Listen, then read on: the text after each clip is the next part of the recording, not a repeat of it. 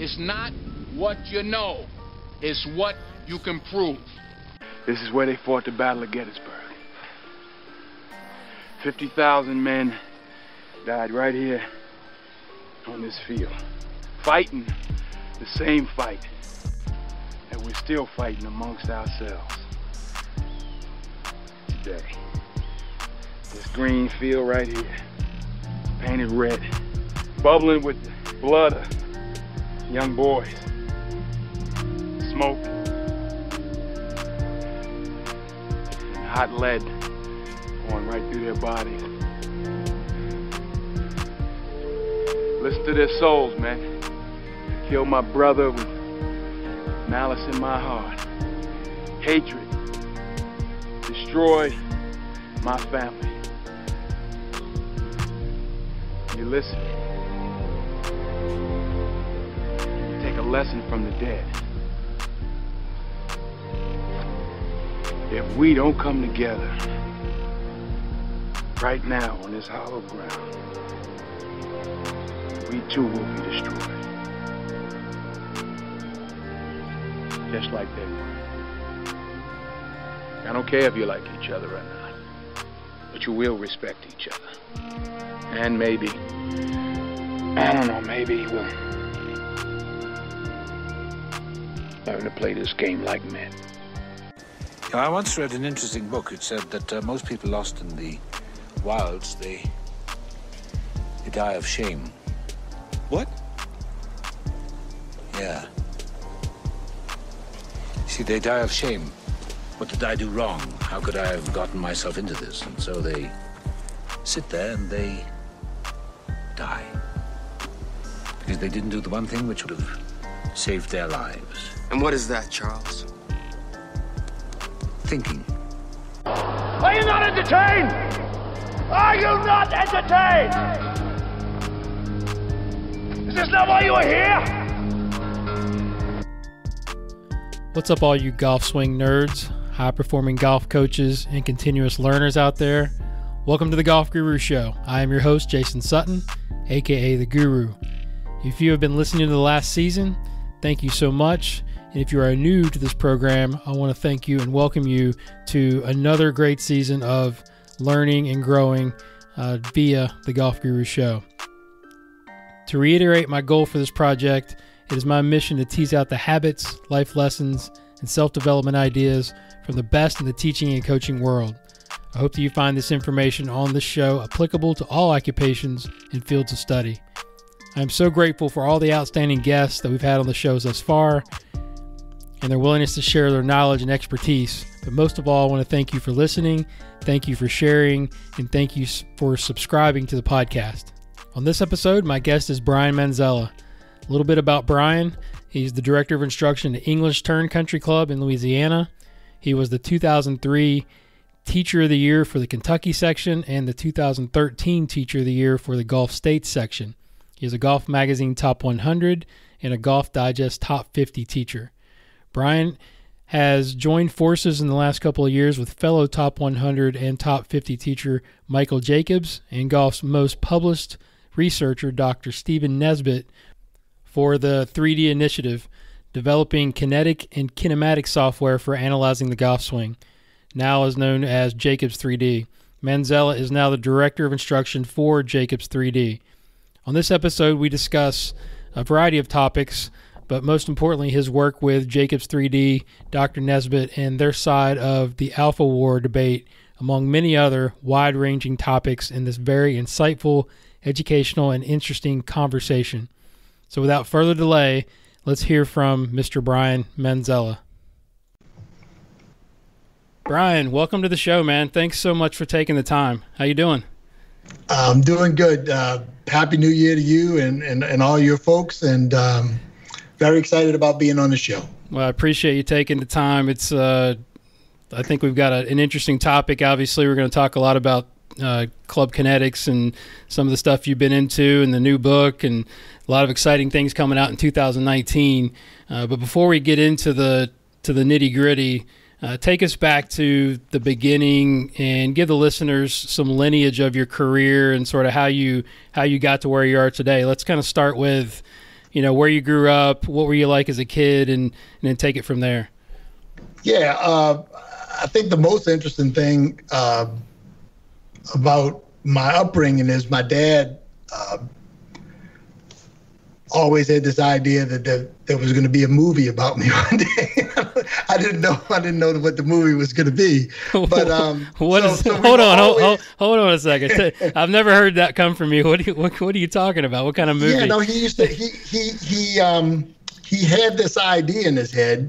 I have a couple ideas of where it might have come from, but he would always talk about the movie. Like, in other words, we would see some guy, at like a grocery store. Me and him would be going to do the groceries for the week, and he would see some guy look like you. Let's say he knew you, and he said, "Now you see that guy right there? He could play Jason Sutton in the movie." Oh my gosh! He was convinced there was going to be a movie because his dad was a compulsive gambler. My grandfather, Paul Perdue.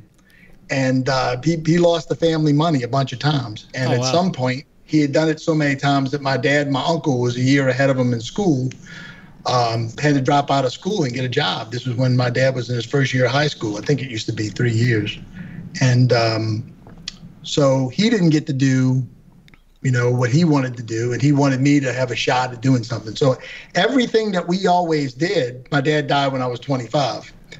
Everything that we always did was always this long, it was always for the long haul. And I was on TV playing drums when I was 7 years old in an adult talent show. It looked like the music was going to be the thing. And then I was a football player. My brother played D1 football, but I didn't get the 6'2" like he did, so it was going to be hard to play in the NFL at 5'9". And I started playing golf when I was 10 and got decent pretty quick, and broke 80 when I was 13, just more or less on my own. My dad said, here's an overlap grip and hit it over there. And I took a couple of lessons, 15, 16 years old, maybe 4 total from 3 different teachers. And I was extremely disappointed with the lessons, they didn't answer. I had all these questions, like you could imagine. Right. I am now. Imagine when I was 15 years old, how goofy I was. And so I had all these questions and they didn't have any answers, none. And I always went, no, I'll just figure this out on my own, which I did. And when I decided I wasn't going to, play college football, when I had a couple of little chances to go play small places, Nicholls State, Southern Miss, and stuff like that, I went, no, my brother did that. There's those smaller schools. If you're going to go like to LSU, Alabama, that's one thing. And I was young too. I got out of high school at 17. So I made a couple college teams, and I got a scholarship. I went back and forth between 2 colleges and got a scholarship to UNO, University of New Orleans, and I played there and was captain his senior year. And I was, ordinary player that should have been better, like played better in qualifying and stuff like that. And what happened to me was I was working in the golf shop, and I could have been the Mark Timms. I was very interested in golf equipment and all of that kind of stuff and fitting and, all of that. And, but one day we were at this convention and the guy I worked for was kind of Mr. Golf in New Orleans, Henry Thomas. They said, hey man, if anybody comes by at this, we're going to lunch, help them. This lady comes up and first thing I did was say, your leg's moving too far to the right. I got on my knee and held the leg. I didn't think about any of those things you wouldn't, nowadays. You didn't ask permission. I didn't ask permission. And she got better, like really quick. So I had this aptitude. I mean, when they came back, and I've told the story before, but why not again? Yeah. When they came back, instead, I was doing a clinic for like 60 people when they came back about chipping with different clubs. They just left me there in case a lady would walk up, right? And now 60 people are listening to me saying, well, look, if I chip with a 7-iron, it rolls all the way where they draw in those cartoons. And if I chip with a 4-iron, it rolls all the way over there where the astrologer is, with the big ball. And I went, oh, y'all are back here, go ahead and, I'll go back to running the camera. And they went, no, you do it. Like they just were fascinated, and I did it. So I went home and I told my dad, I said, I think I got something here. I think I got something we can kind of start in the middle. So that's where you kind of found your passion for coaching? That's how I don't know how much passion I had for it. I did know that most people who did it weren't any good.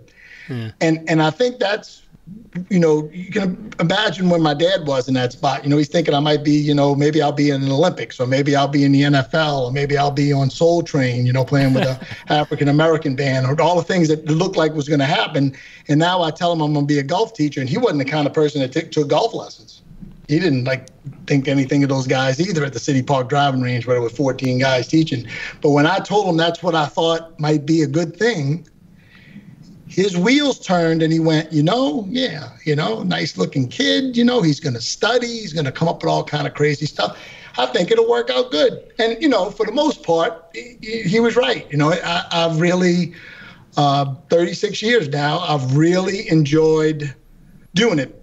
But, the movie thing is still out there, right? In other words, it's like I got into golf because I thought I could get to be number one faster than if I would have went football coaching, because that was sort of where I was at that time.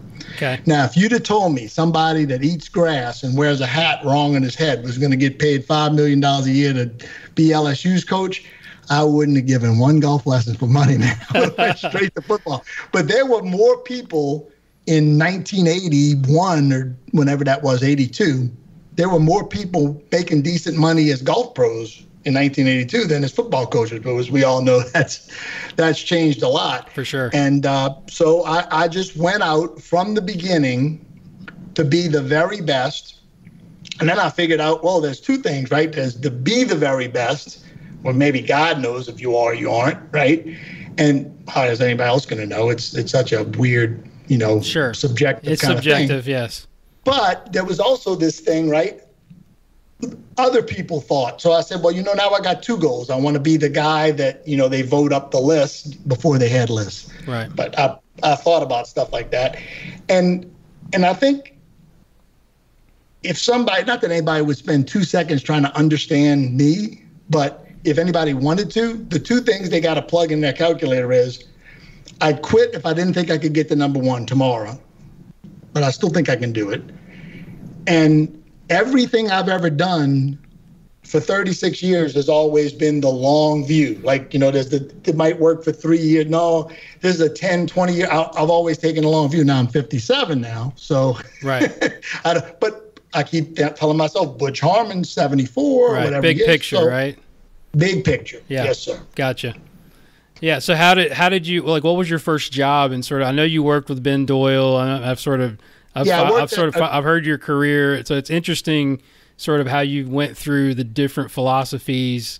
I know you were big into TGM and then working with that, and then how you've sort of gotten to where you are now with more of the, with the Jacobs and your team now. So take us through those early years, because I think it's interesting for young coaches to see how successful coaches have sort of come up through the ranks, and some of the keys I think that helped you along the way. So this, first opportunity that I got, the guy didn't I didn't come home from that seminar that I helped them at, and they said, go ahead and teach. I didn't come home from that and the guy said, go teach across the street. I was still playing college golf. I knew I couldn't, I knew the rules. Mm-hmm. So that summer I had that was in March. So I had the rest of that semester and a year left as a college golfer.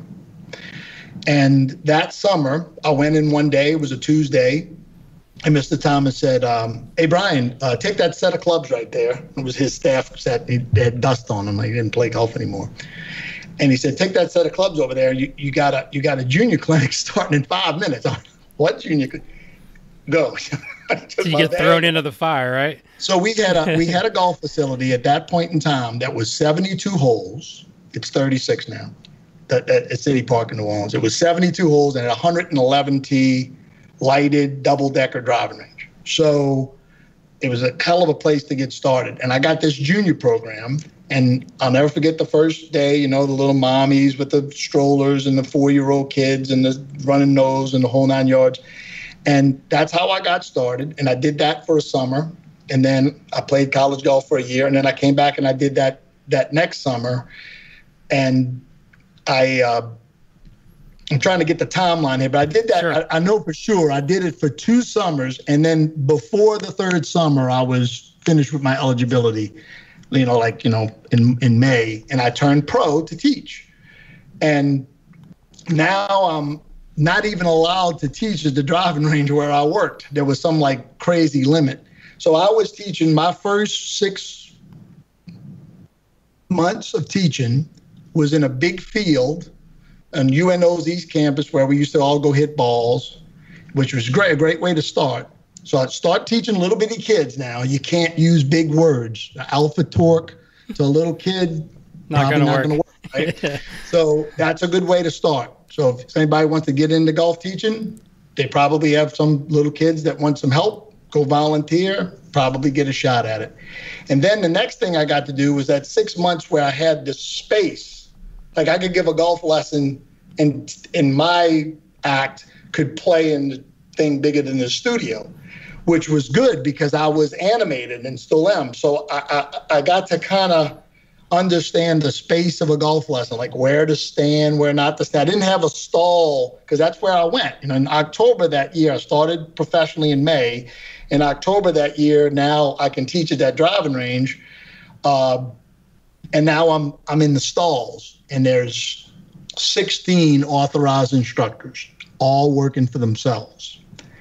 And they wanted to kill me. Right. Because everybody's out for themselves, right? Right. Yeah. I was this young guy with all these ideas. And, but I just thought, look, I'll just try to do a good job. And that was 84. And the next year, Sony came out with the Handycam, 1985.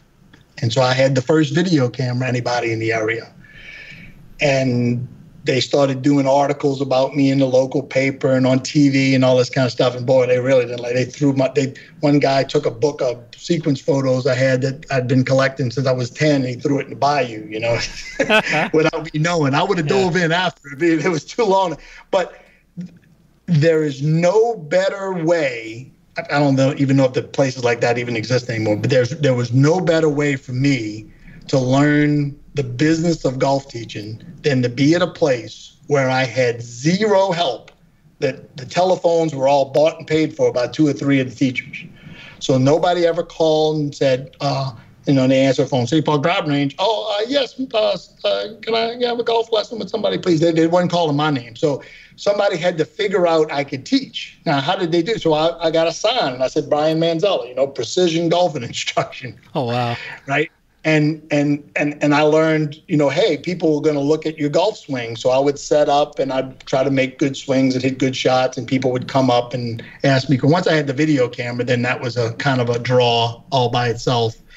And so for all those years at the City Park Driving Range, before I moved to Louisville in the first time in '93, I was teaching at a place where I was a one-man game, one-man business, competing against, at some point, 21 other teachers. And it made the internet a little bit easier. I had a little right. practice with all of this, disagreements in the golf instruction business. And it was fun in that it was like an unwinnable game, but you were making progress. It's probably the best kind of way to learn to do something. And then I moved to Louisville in '93.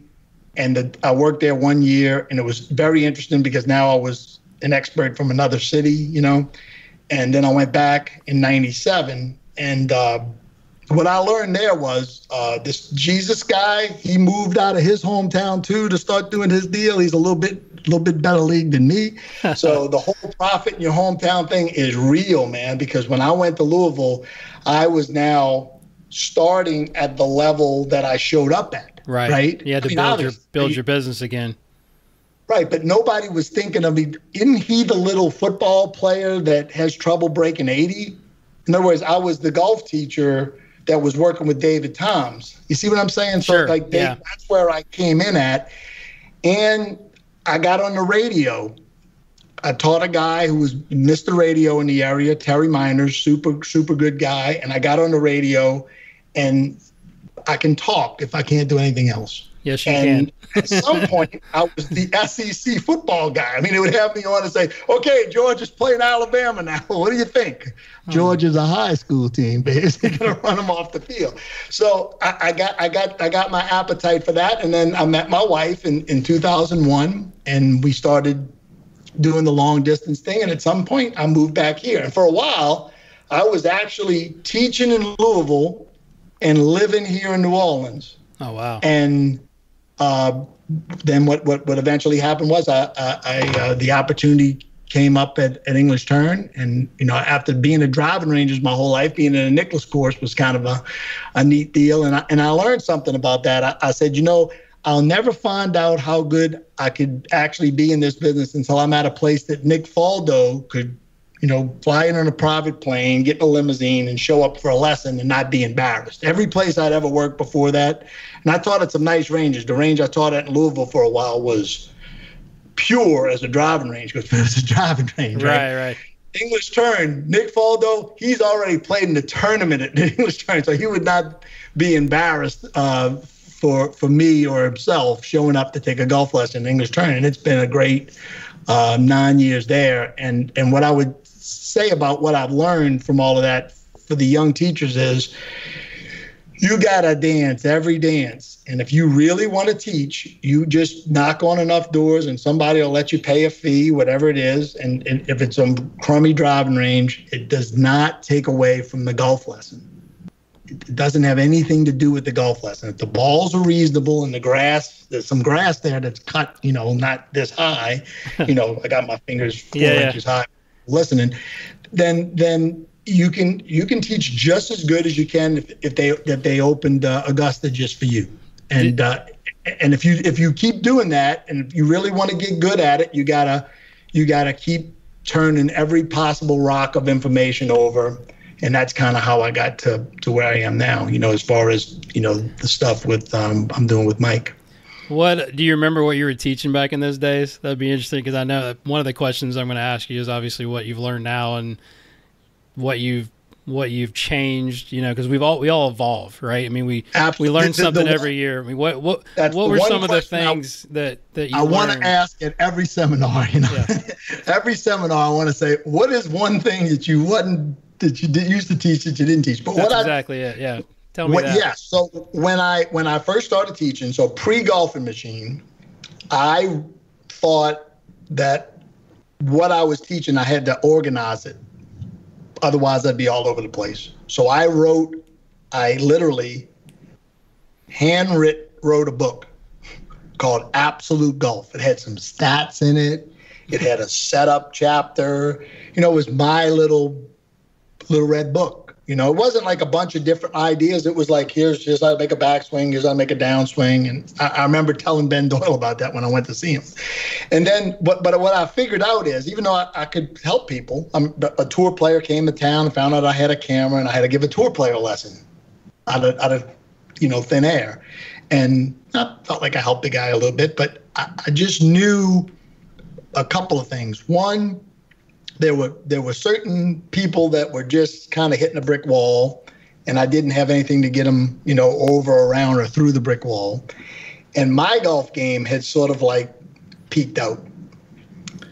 I was playing really good at that time too, but I had the golfing machine book since 1982. So this is 87. My dad passes away unexpectedly, 59 years old. I'm reading the book one day, and I finally got to the point. I read the book every day. And you've read the book, so Everybody's read The Golfing Machine knows right. You just can't pick it up and read it like a novel. And I never really got mad at the book, but I got mad one day. I was like, I have no idea what he means. And I took the book and I threw it end over end from the kitchen table into the living room of my mom and dad's 920 square foot house. And I'm telling you, some things just, the man upstairs is moving the pieces around. And the book went end over end over end over end and didn't stop going end over, like way past where I thought it was going to go. And at the end, like a perfect onside kick, it jumped up and hit the Zenith TV right square in the middle of the face. Pow! And normally my mom, like a normal mom, would go, "What the hell are you doing?" But she didn't say anything. It was weird. She walked over, like calmly, like almost weirdly calmly, because my mom's excitable. And she gets the book and she goes, and she hands it to me and she says, "You're going to go see that man in California." I said, "But Mom, I'm scared of flying." And she says, "You're going to die sometime anyway." So I went to go see Ben and played Pebble Beach the day before, and used to hit this big sweepy draw. And when I warmed up for Ben, 8 o'clock lesson, driving range, pure as gold, man, just greenest grass you ever saw. No other balls in the driving range. I'm the first human being to hit a ball. There's a flag out there about 145. I'm hitting my Ping I2 beryllium 8-iron. I am lipping out 8-irons, man. I am impressing this guy, right? He changed every single solitary thing I did, from how I walked into the ball, how I gripped it. The only thing he left alone was my bunker play, so it must have been pretty good. Wow. He changed everything, and I went home, and Jason, I was scared to hit a shot for a student for a while. I thought I was going to hit about this far behind it, but I got really good that year, like quick. Like it was the right combination, and at the time, I had a student who's just a really good friend of mine. That was best man in my wedding, Tom Bartlett. And he was very talented. And he wanted all of it. And I didn't want to give him all of it because a smart teacher knows, just one pill at a time. He swallowed the whole bottle and could do it. Just had that much talent. And so now I have this opportunity with these better players. And then, the whole,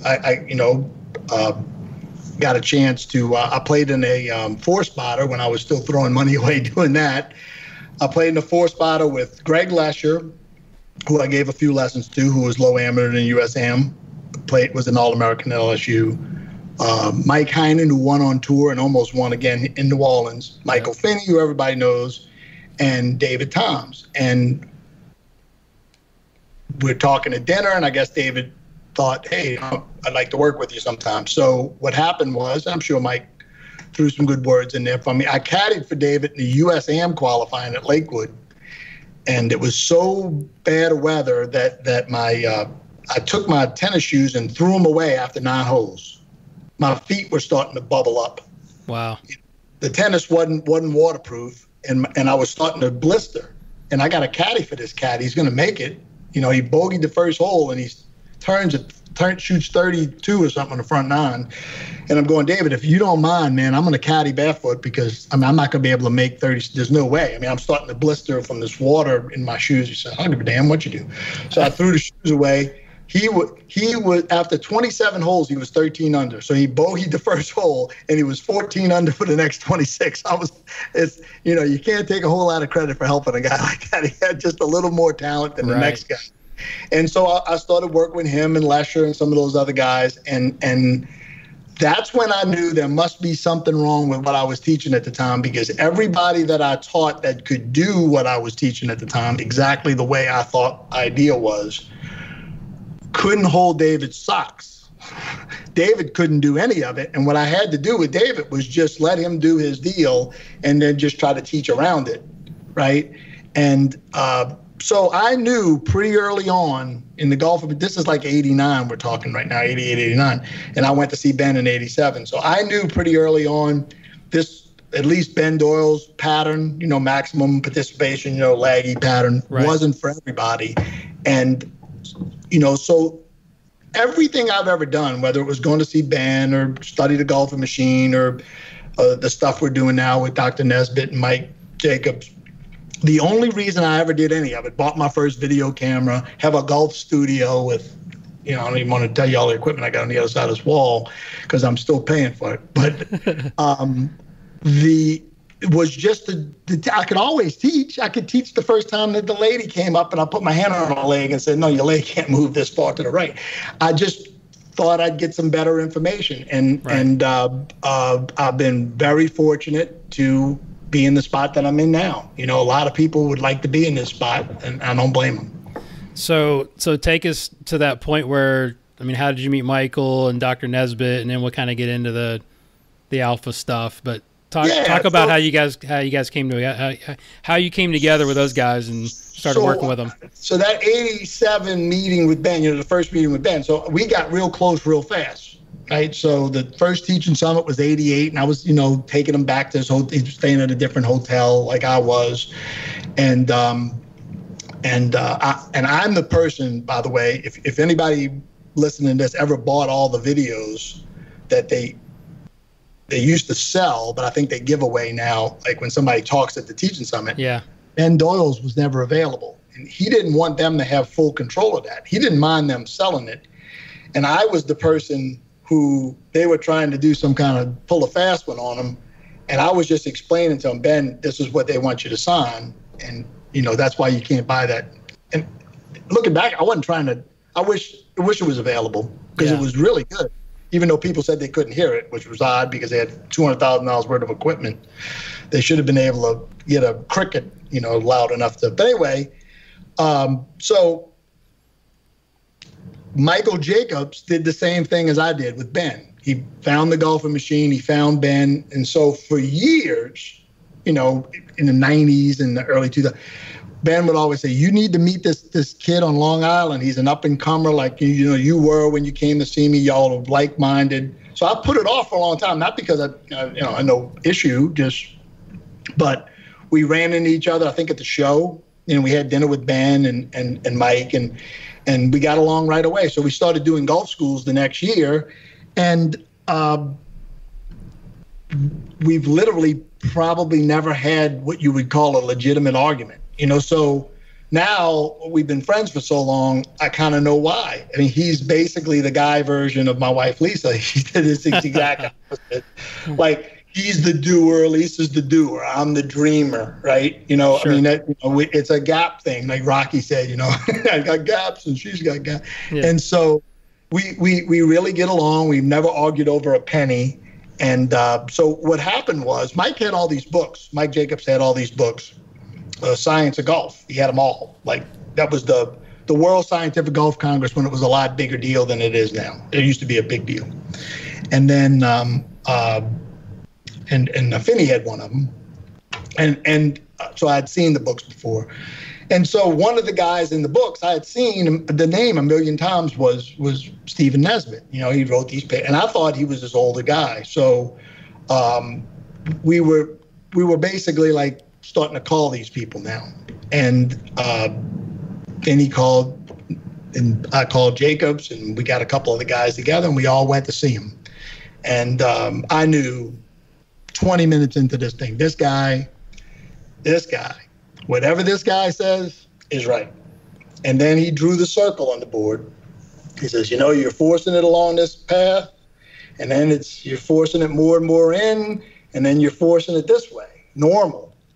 I didn't even know what that meant, but I figured it meant 90 degrees because now the thing's 90 and not 0. And I'm sitting there, and the other guys might have been asking, I don't have no idea. We have tape of that. I've never played that part of it. I probably ought to, but I just have my own memory. And my own memory was,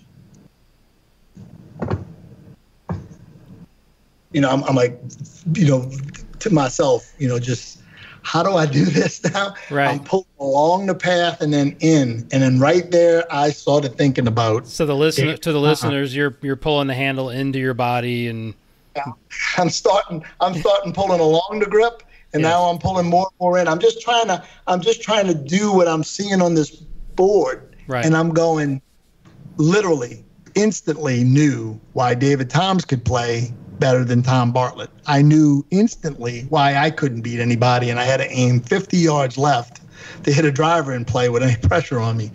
It was like Ghost to Christmas Pass.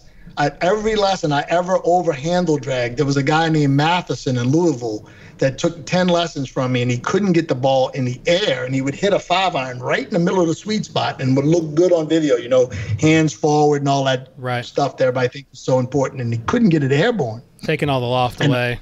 Yeah, just too much force across the shaft, which is an idea I had already come up with, you know. Okay.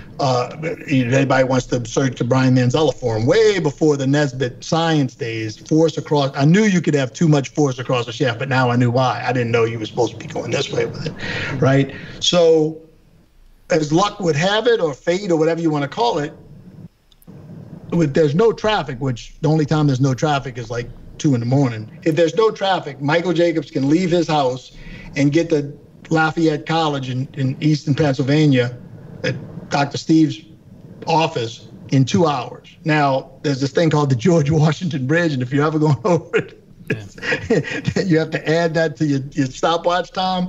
But Michael started going back. So Michael had gone back a couple of times, and we did these anti-summits, which I should have called something else because the PGA took it the wrong way. And the whole idea of an anti-summit was simple. It was just that it wasn't going to be a seminar. It was just going to be questions and answers, right? Because you and I, right, could talk about the golf swing for 10 hours. Now, if anybody would pay, who knows? But you know, I could ask you questions, listen, you talk, you could do like you're doing now and ask me questions, I talk.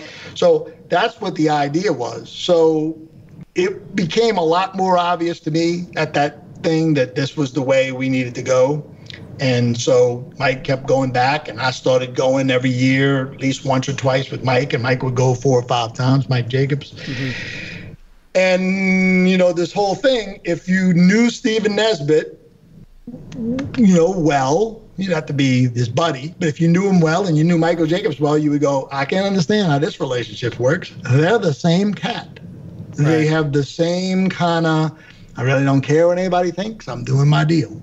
Right? Yeah. And they're like this, they're doers, and so Stephen Nesbit certainly didn't have to do what he did. You know, like we were in there one day and Mike would buy these systems, these 3D systems, you know, I don't want to mention names, but there's, you know, popular ones. For sure. And he would show, Steve would always say, let me look at the raw data. And he would look at, nah. And then one day, the gears system came out, right? And Mike bought the gear system, and just having an inkling that there may be something that Dr. Steve could do with this optical stuff, because that's what Steve had. He had an optical system, you know, university-style optical system. He got the research and development package, and he goes to Dr. Steve, and he shows him the XYZs. I was there, you know, and he goes, I think I can do something with this, you know? So he liked the club part right away, is that what you're saying? The guy's so smart that he could look at XYZs, I guess, like Rain Man, and go, this looks like it's right. And then probably look at some and go, this doesn't look like it's right. Mm-hmm. And it looked right to him. So Mike called him up, and he had the money and the wherewithal to do it, and said, hey, Steve, you know, just do whatever you got to do and let me know. We were thinking maybe 4 parameters. I don't know what we were thinking, but we wasn't thinking what we got. And he calls him on the phone one day and said, by the way, your software's ready. And we went to pick it up, and it's like 100 parameters. And we got home to Mike's place. I'll never forget, it was late because, you know, we stopped. And when you drive through New York City now at 7 o'clock at night, you ain't getting to exit 70 in Long Island anytime soon. And we just had to run a swing. So the swing that just happened to be on his desktop, we had just got a hold of Jamie Sadlowski's gears swing. And Michael's built like a football player, like, you know, you, me, right? Yeah. He ain't in Jamie Sadlowski's top of the backswing position.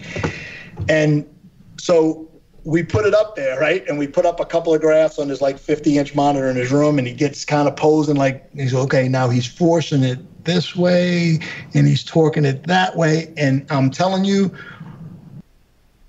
it was very obvious. If you'd ever seen Sadlowski, I'd seen a lot of him. Sure. Because he was a big topic at the time, you know, with Jeff Martin and all this kind of stuff. That Telvin Mia Harris stuff. That, whoa, that's it. Like the move he made from the top, trying to duplicate what the software was telling us, was very obvious to me. That was it. And we ran around the room like we were like school kids because we knew what we had.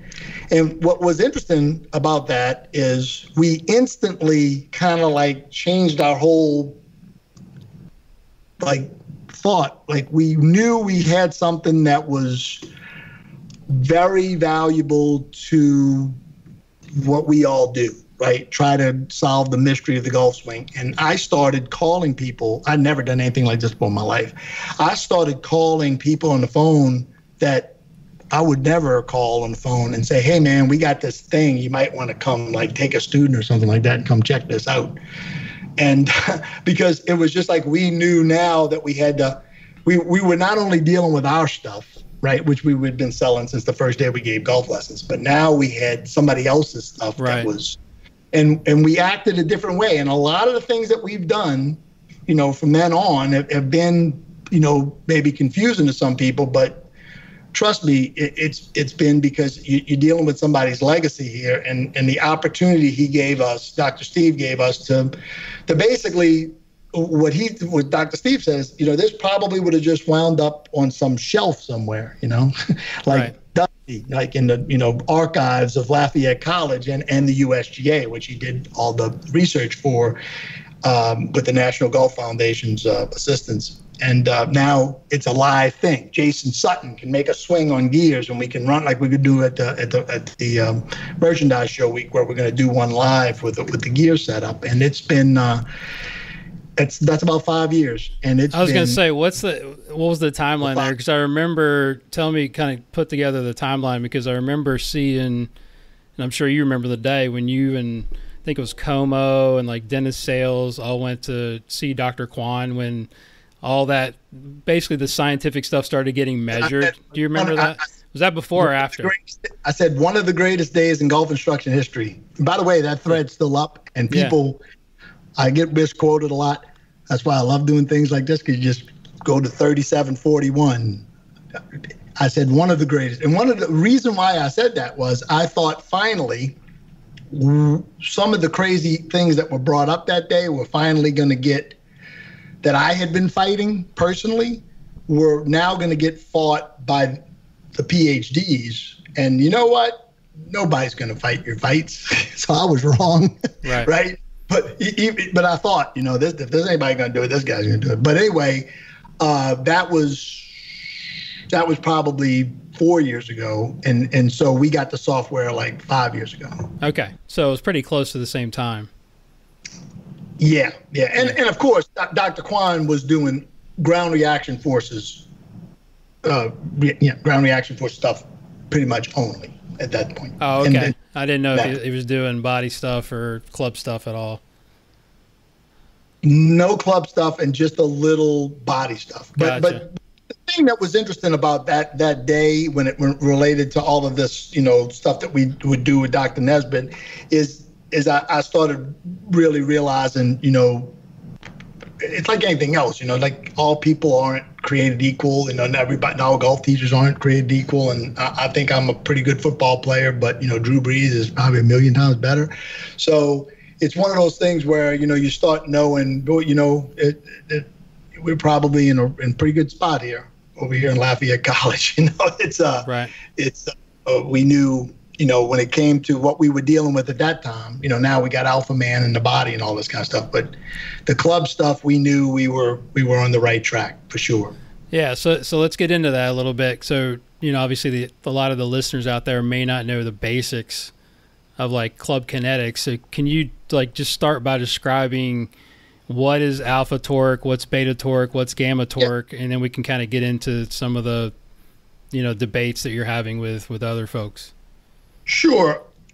I just picked up a pen and I could make like a little, I just made like a little desktop golf swing, right? So the way that you move a rigid body object like this pen is you basically can push and pull on it, and you can twist it.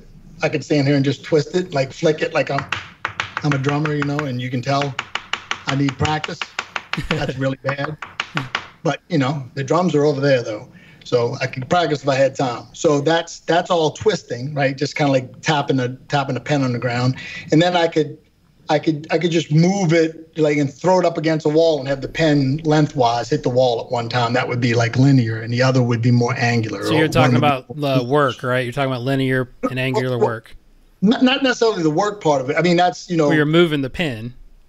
Yes, but obviously I'm doing work because it's moved. But what I'm saying is that just from a basic standpoint, you can either push or pull something, or you can twist it. Okay. And the push and pull is the force part, and the twisting is the torque part. That's the way we've always described it. And so describe the three different torques, because I think that's probably the most important part. So, well, the first thing to know is that you can you can also force an object like 3 different ways. So everybody looks at force, like they're used to looking at this one net force. And one of the things we found, I'd say one of the best one-liners Jacobs ever had was you can net yourself right out of a good analysis. Like if you just look at the net, you miss the components of that, right? So you can force this pen by pushing across it. You can force it by pushing along it, and you can force it by pushing up or down on it, right? So I got the pen like a golf club. I can push up or down on the pen and change the pitch of it. I can shove it forward or pull it backward. That's force along across the shaft, and then I can push or pull, the length of the thing. So that's the force in those 3 directions, and you can pretty much look at the torque the same way. You can twist about the shaft. You can twist it off the plane and on the plane and back under the plane, and you can twist it on the plane, and that's. We call them alpha, beta, and gamma, but I think for the listener's sake, you can call it anything you want. Right. You're either forcing along the length of the stick, across the length of the stick, or you're pitching the length of the stick. You're twisting either by twisting it in the plane of motion, and you can choose whatever plane you want when you're doing this stuff. We choose impact because you could have your hands low and wind up at a higher plane of impact. You twist it on the plane. You can across the shaft, in the across the shaft manner. You can twist it off the axis and make it pitch, or you could twist along it. And those 3 forces and those 3 torques make up every golf swing that's ever happened in the history of golf. And what we can do now is you make a golf swing. You don't even need the whole suit or anything. You just pick up one of those Gears clubs that got like 6 or 7, 8 markers on them, however many, I don't even know. And I know they added that one on the top of the grip. And you make a swing, and the cameras capture the swing, and they put out these XYZs, and we import the XYZs into this MATLAB program, which is a high-end math program, $4,000 a seat if you want one, and want to be able to put stuff up on the internet. And Dr. Steve did all this mathematics, and you can say, hey, Jason was forcing it this way and torquing it that way at this time in the swing, and a whole lot of other things too, right? A whole lot of other important things. And what we've been able to do is 2 things. We've been able to give golf lessons where Jason makes a swing. You say, I've always had this problem with push hooks with the driver. We think it's because you got too much force across the shaft. We teach you something that should minimize that or modify it. We retest you, and we know whether we actually did it, whether or not it looked like it or not on video. So that's the obvious way. And Michael's had, 1,200 people that he's given golf lessons, and a lot of them have been mine, but not nearly, like I'm under 100 students on there, and he's over 1,200. And then we're also constantly doing testing. Like one of the things that I'm really good at, there's no tour for it, is like making one-off swings. Like, make a swing where you severely cross the line, or make a swing where you throw it away and then you hold on to it the whole time, or make one where you just shove your hands the whole time and never try to so-called release it. Right. So we've been able to do all of these tests, and it's just unbelievable how completely accurate the information is. And the best example of that you'll ever see if you hung around Rock Hill when we're doing a school is you've done a million golf schools, and you know how they work. There's more than one person per teacher. We kind of try to keep it to 2 or 3. But so you're kind of rotating people around. So what we'll do is we'll capture somebody. So Jason will be the guy captured, and then Michael will get in there and email the swing in his office, and Jason will go in there to listen to Mike do the analysis. And I've got Pete, and I get Pete to make a couple of swings because he's the next guy. And Mike ain't seen Jason because he was working with, Oscar. So he's never seen you before. He met you maybe, at the beginning of school. Hey, I'm Mike Jacobs. Let's go to work. And he's describing your golf swing to you without ever having seen it, looking at graphs, telling you, does your left wrist hurt all the time? Yeah. How the hell you know that? It's like, you know, when you're describing somebody's injuries back to them, when you've never even seen them pick a golf club up and make a golf swing, that you probably got something pretty good. So this is just simply looking at the club kinetics, right? I mean, that's all. Yeah. And you're basically working backwards to figure out what their body's doing, and that gives you a head start on what you think they need. Especially before Alpha Man. Like, you know, what we would do, right, is we would, in a golf school or Mike doing a, you know, real high-end lesson, he would capture you in a full suit, and then would use all the gear stuff for body kinematics, right? And then use Jacobs 3D for all the, you know, club and kinematics and kinetics. And now what Steve did is he did a program we call Alpha Man, because the little guy looked like, I don't know how, but he just came to us right away. And Alpha Man has got like 2,400, because it's like 17 different body segments, and they all have their own forces and torques at each joint and all the. So it's endless now, what we can do with that, and probably the long-term possibilities for it go way beyond golf, you know, probably medical or something way more important than, you know, fixing Joey Slice. Right. But it's an unbelievably powerful suite of stuff, and you know, we're basically a two-man team, you know, with we have a couple other golf pros, you know, Rick Silva and Tom Resendez and Rick Dandy. That's kind of our team, and but you know, Mike does all the heavy lifting, and I help him a lot, and we talk a lot, you know, and we it's been fun, because when you got something like that has that much information, you really never stop learning. And I think that's, like Hogan said, that the fun of golf was improving, and I think that's the fun of teaching too, right? Absolutely. Yeah, it sounds incredible. I mean, I'm really excited for the new book coming out as well. So how did you go ahead? Let me just explain the book. Yeah. So Mike wrote a book called The Elements of the Swing, right, Fundamental Edition, and that's the key word there, Fundamental Edition. Matt Rudy is Mike's, you know, ghost writer, but it's not a ghost if everybody knows Matt Rudy. And Dr. Steve, you know, signs off on the book, wrote the foreword, and, you know, make sure everything is technically correct. And, you know, there's always the debate, like, how much are you going to put in the book? And like, how complicated are you going to make it? And we decided basics without over basics, right? Just like it's not that easy a subject, so you probably got to get a bunch of it out, but it's the fundamentals of it. But at some point, all the information has to kind of come out, because the kind of the way that I think Dr. Steve and Mike have agreed over the years is, listen, before you tell anybody anything you want about this stuff, but let's publish it. You know, publish it, and then you can give away whatever you want. So this book has been in the works since the other book came out, which I don't think Mike got a lot of credit for that first book.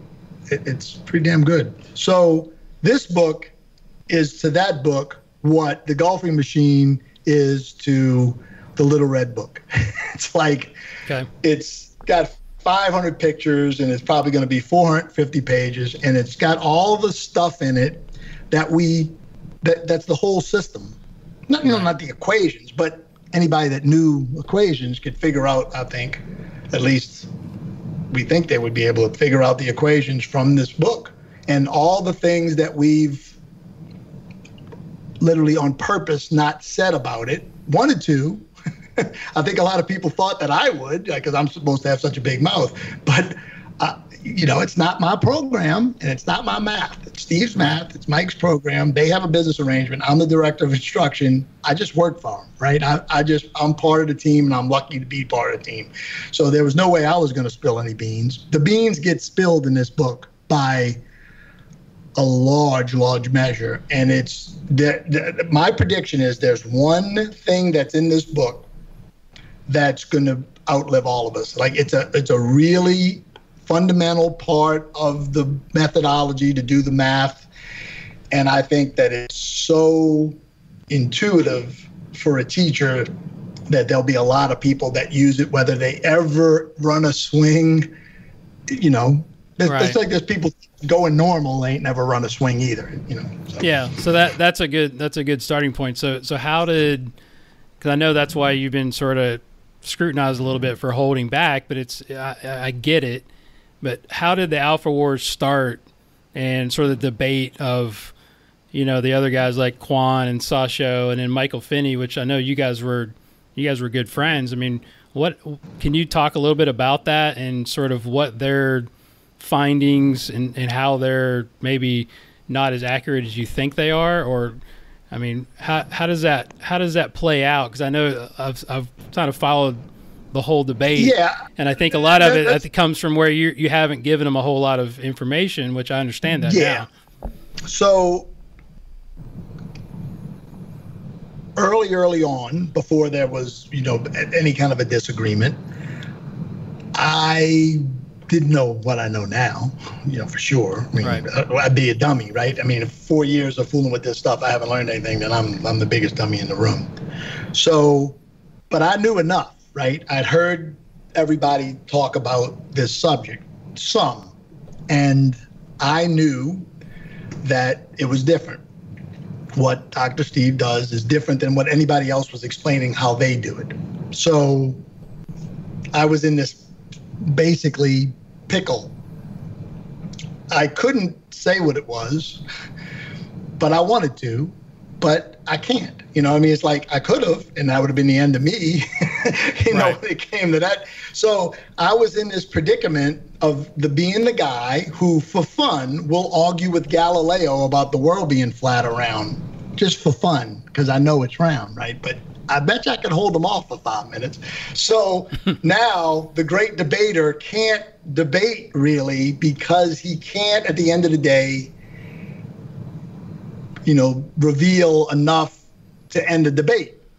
So I tried foolishly, or, you know, maybe not foolishly, I tried naively to pour water on all this at the beginning, and it just didn't work. And I think it didn't work for the same reason why there are any disagreements in this world. Cain and Abel, right? I mean, you know, I got on the reason that you probably heard of me, Jason, and I'm even on this podcast, is I got thrown off of 3 websites, banned from 3 websites for saying that the club face is primarily the reason why people slice it. Now, nowadays, that wouldn't get you 1 hit on Instagram. Right. But back then, it was like, what are you even talking about, you big dummy? So, you know, I'd fight back and kick you off. So it pretty obvious if you fixed the club face and you swung over the top of it, you wouldn't slice it anymore. So you could argue, you know, path or club face all you want. But if you fix the club face, I mean, it's a pretty obvious thing, but it wasn't that obvious. And I'll give you another quickie. There was once an organization I was involved in, not going to say what it was. And that organization had a chance to do a presentation at a big deal at a really fancy, well-known place. And there were a lot of people of your caliber and better. I didn't mean it like that. You know what I mean? Right? I hope that's a compliment. No, there were a lot of like top 100 guys like Brian Manzella and Jason Sutton, and there were like Mike Adams type people too, right? There were all of these big guys, and then we were the one rung under, right, guys? And then the guys, you know, coming up, the young guys. They were all in this room. There was like 160 people, and this person had me and another person who can talk way better than they can. And they didn't want to give that microphone up to let us talk about the product, this other thing that has nothing to do with what we're talking about, but it's a real story that happened. They did, and they did a really poor job, and they aggravated everybody in the room and killed their business dead. Moral, the only reason I brought that up, moral of the story is this microphone thing is something that people like. Yes. Just listen to the rappers. Give me the, you know, I think it's something like the opposite sex, the money, and the mic. I get it. Right? Yeah. If that's what you like, right? And so that's part of it, right? The part of this deal is somebody gets to be the expert. And, you know, and then there's just personalities. There's always personalities. And there's nothing wrong with that. There's nothing wrong for cheering for your team, right? Sure. If Alabama's playing Clemson in the national championship game coming up here, if the Alabama quarterbacks both stub their toe at the movie the night before and they can't run around and they lose, all the LSU fans will go, right? Even though it's kind of sad, right? Wouldn't you really rather see those two guys both play and compete? Yeah, especially if you have a good friend on the other side, right? I mean, that's got to be tough. But, you know, I never give up on people. You know, I have a brother that I didn't talk to for a long time. We talked this year and had a great old time. So it's a I don't really think that it's something that's going to be sustained because the book is going to have all the answers everybody wanted in it anyway. And then I'm sure there'll be, listen, there's going to be a disagreement about somebody's going to come along. I'll give you an example. Somebody's going to come along with a different, well, don't you have two of those? I was going to say stats. You got two of them right now. You got one guy doing driving stats one way, and then you got Brody doing it the other way. And that you know, maybe there's no animosity because they're both making plenty of money or whatever. I don't know, but I'm just saying. Yeah. You know, I heard Brody say, I have no idea how that guy's even doing that, right? So there's a perfect example. I'm pretty sure Brody knows how to do math, right? So he doesn't even know how the other guy, who's fairly well known, not as well known as him, is even doing his driving stats. And I'm sure he looked into it. So it's unfortunate, but I can tell you that I never spent one day in the last 4.5 years or however long it's been not trying to figure out a way to do two things, right? The right thing for the people I'm involved with, right? Because I don't own it, and I don't own the math, and I don't own the program. They're friends of mine, and I'm associate/work for them. And that's A. And B, there's the whole what's good for golf, right? And, sure. And so we've tried really hard to put out a lot of stuff, right? And do seminars and give the basics. And I think we've done pretty good at getting stuff out there. And you know, we're going to do a lot more in the future. It's not an easy is 1, 2, 3. You know, the whole thing. Sure. Figuring out what to do and how to do it. So explain again, you know, for the listeners here. This is not for myself, but what the difference is of what you guys are believing in the alpha, you know, positive, negative alpha that's happening around Impact, and then what Sasho and Quan and Finney are talking about, just so like everybody understands what the saga is. Like, talk a little bit, and then I've got some questions about that too. Hopefully, you can answer a couple of them. Absolutely. Primarily, it seems that there's one real big point of contention. Even though, to be very, very honest, because I'm going to be as honest as I can be, you know, without spilling any beans before the book comes out. Please. We have plenty of disagreement. We have plenty of disagreement with what we see. So talk about that. But everybody, but let's just talk about the one everybody knows, down by the ball. Right. Right.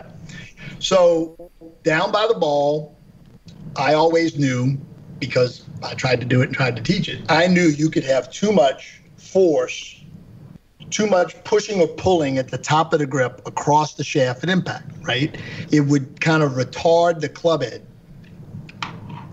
And then that's more the handle draggers, is that what you're saying? Or just really just like so the audience knows kind of what that looks like. Literally trying to keep the club head behind your hands, right, without twisting it behind your hands by shoving the top ahead of the bottom. And that'd be negative, right? Is that what we're talking about? Well, that would just be force across the shaft. Okay, so tangential. Okay? All right. Right. So then everybody knows that they got golfers who do that. Everybody. I've been one of those golfers.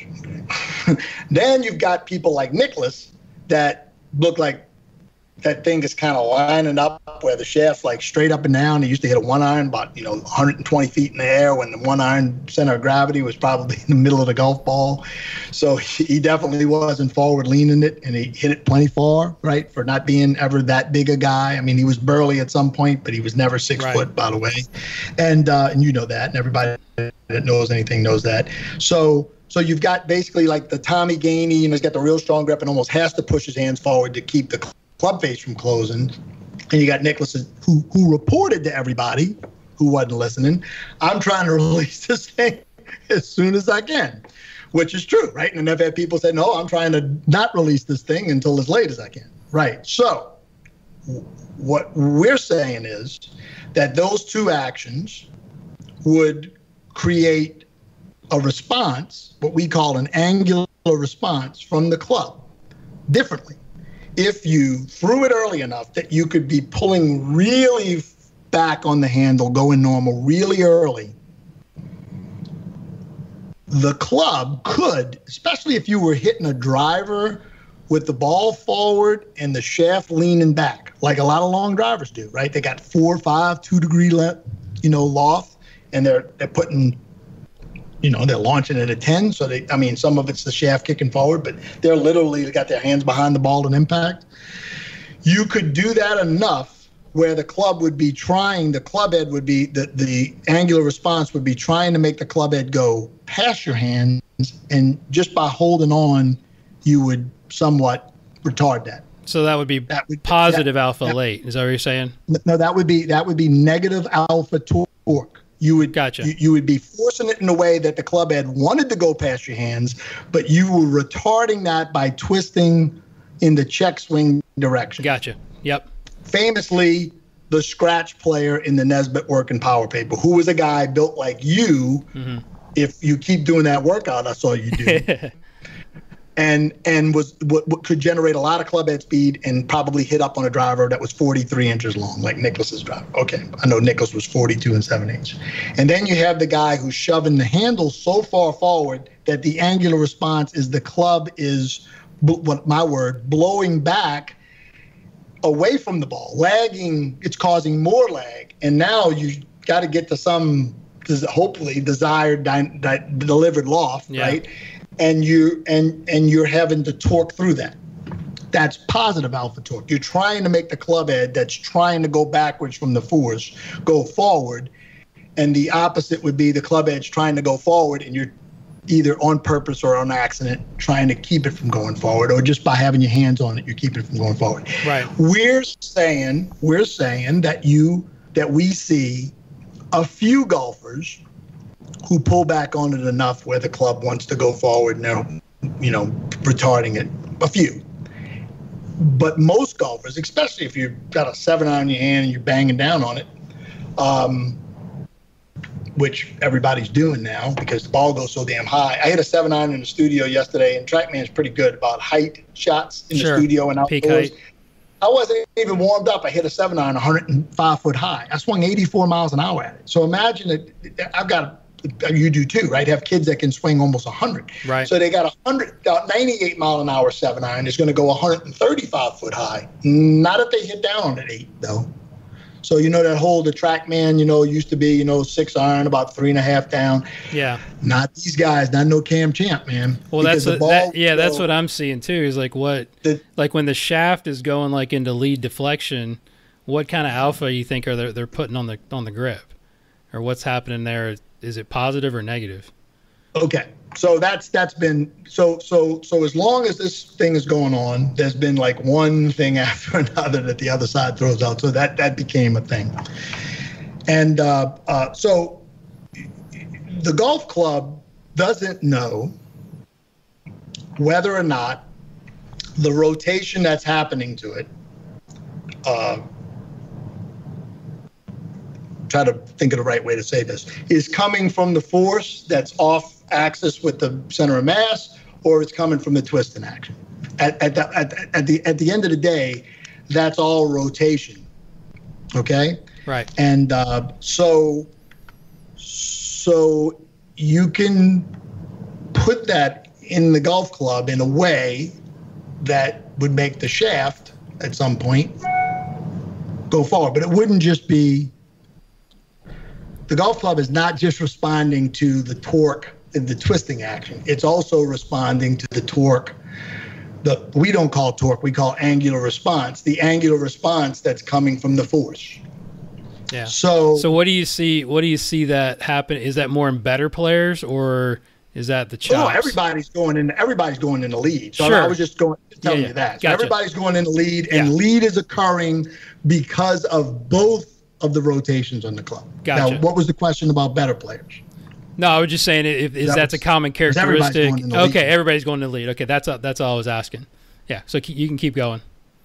Yeah. So what are you debating? Like, what's the difference in that? We're saying we see some players who can pull back on it enough where the club's trying to run forward and the golfer can apply a negative away from the ball, away from the target twisting action.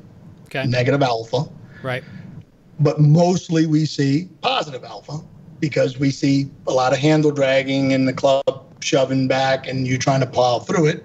And the other side is pretty much just saying, no matter what you do, you're just going to apply the negative whether you like it or not. That's the basic difference. Okay. Right? There's probably a lot of things that are different from BMWs and Mercedes, but there's probably one main thing. So that's the most known thing. Gotcha. So is that explain, like tell the listeners a little bit about the closed loop.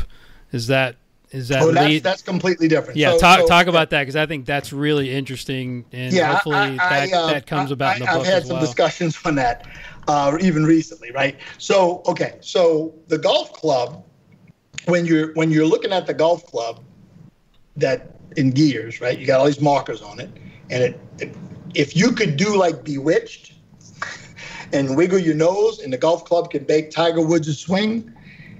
The rigid body dynamics would tell you exactly the same forces and torques if Tiger did it.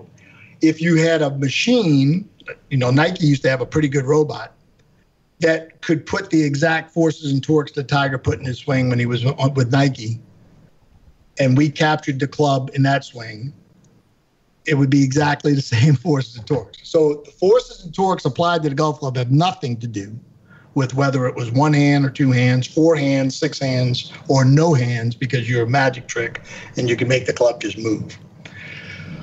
But in Alpha Man, where you're trying to figure out things like how much of, let's say positive alpha torque down by the ball is coming from the right hand or left hand, there's this thing called the closed loop. So you have one hand, you put it on the club, and you have another hand, you put it on the club, and now you got this rigid body, and you have this sort of a loop at your arms. That's the easy way to think about it. Yeah, that's a good way to describe it. And so it's been difficult to solve, and the word solve sounds like different in math than it really is, right? Solve means like get the answer you're looking for what you're looking for. It's been difficult to solve the closed loop to figure out, okay, Brian did this twisting action. I'm twisting forward on just air, like I had a club in my hand. Mm-hmm. Is he doing that 70% twisting with the right hand and perfectly twisting in the same direction with the left hand 30%, and that adds up to the total twisting? Or is the left hand trying to twist the opposite? Is the left hand applying negative torque and the right hand's applying so much positive that they net out? Right. At whatever my alpha torque is an impact. So can you guys figure that out with your software? I mean, I guess that's the question, right? That'd be really interesting. So in Alpha Man, where you're trying to, find all the stuff in the body, Dr. Steve came up with a theory or theorem, right? I guess is the right way to say it in science land, called the theory of redundant actuators. I'll never forget that first time I heard it. And like he says, if it happens in nature, he can figure it out. He's just a smart guy. And so for the sake of the golf swing and figuring something out like that, there's a way that he came up with it now. And what people need to know, so he, for the sake of figuring stuff out like that, he solved the closed loop, which has been solved for other, questions about other things that there's a closed loop involved that has nothing to do with golf. So all you have to do is do a Google search. Right. So there's so Alpha Man's been out now for about a year and a half. There is I've seen it, a 75-page research paper that was submitted by the person who's worked as an engineer on this project for the last 2 years under Dr. Steve on, let's just say, an area of the body that's way more complex than what the club's doing, where the closed loop stuff is involved. So it's in a paper, and the answers to the closed loop stuff, that they put in papers, is going to be in this paper. And I think the paper is going through whatever process you guys. I've seen the whole paper. It's not like just like, a Word document. It looks like a published paper because it's been submitted. Right. And it's some kind of, I've just read little bits and pieces, and it's some kind of topic that's way more interesting and probably important for things, besides just hitting the ball better, that occur to the body in the golf swing. And it's Dr. Steve didn't really think that much of it. He thought it was difficult to do. I think he would be sort of amused by the sort of humor that's been thrown about it. I guess when the paper comes out, that'll all go away. But the interesting thing that I would say about that is that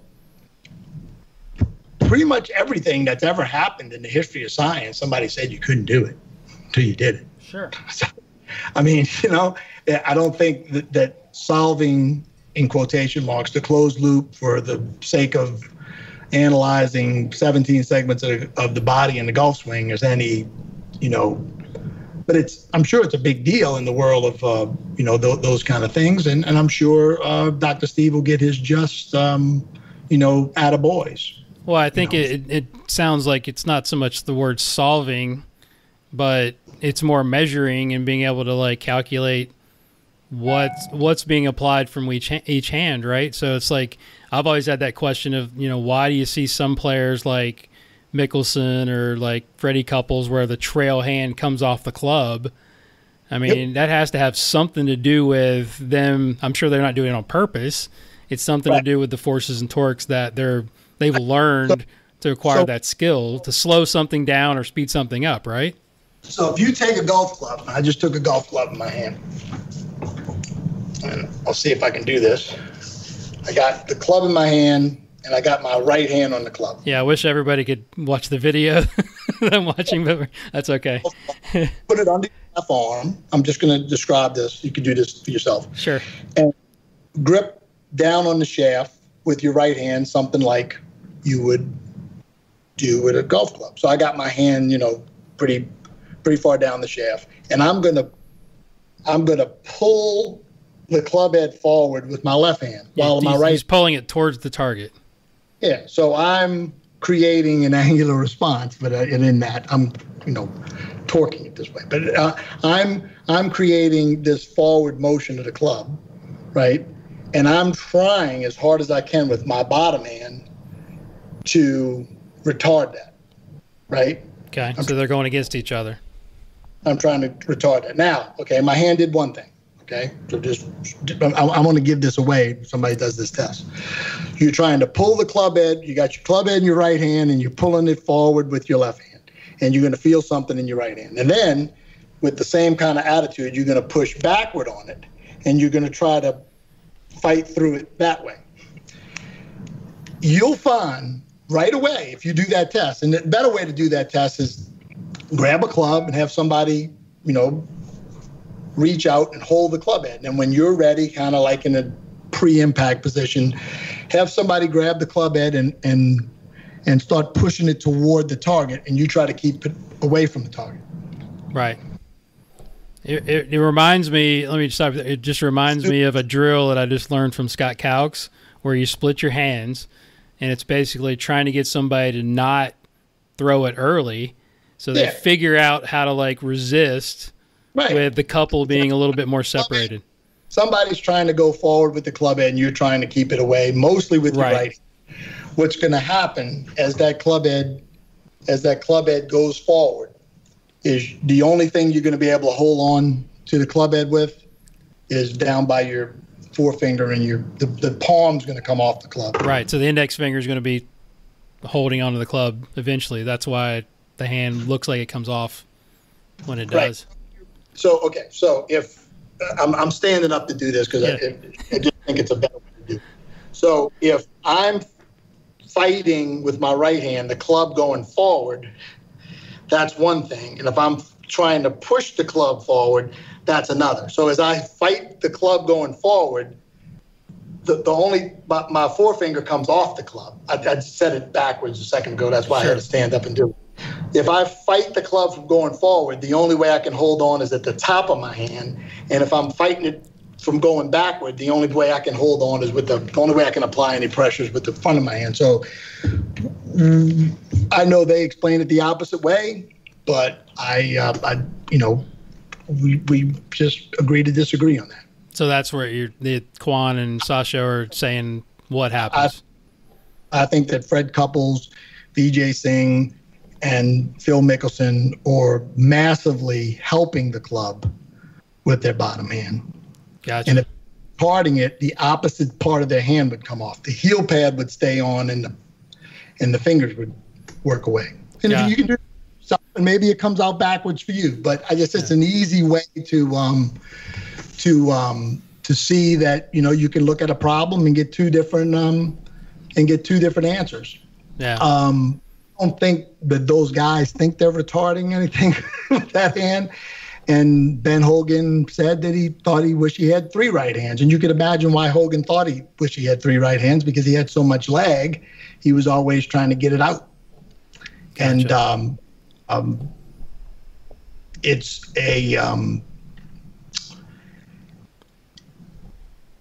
it seems to be counterintuitive, if you really think about it, Jason, to think that you could only do one thing. That if you put up Tommy Gainey's swing and Jeev Mika Singh's swing, that they're doing the same thing. And Tommy Gainey taking an 8-iron and throwing it in a divot and trying to hit a knockdown into the wind out of a divot, and Jeev Mika Singh taking a 2-iron and trying to hit it over an oak tree, that they're applying alpha torque at the bottom of the swing exactly the same way.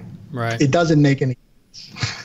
And it doesn't make any sense because we believe you can input to the club differently. And I think when the book comes out, everybody will go, "Oh, okay, that's what I think," But I mean, it's an interesting set of endless objections from the other side. But hey, the LSU fans are still trying to wonder when Nick Saban's ever going to get in trouble for recruiting. I don't think it's going to happen anytime soon.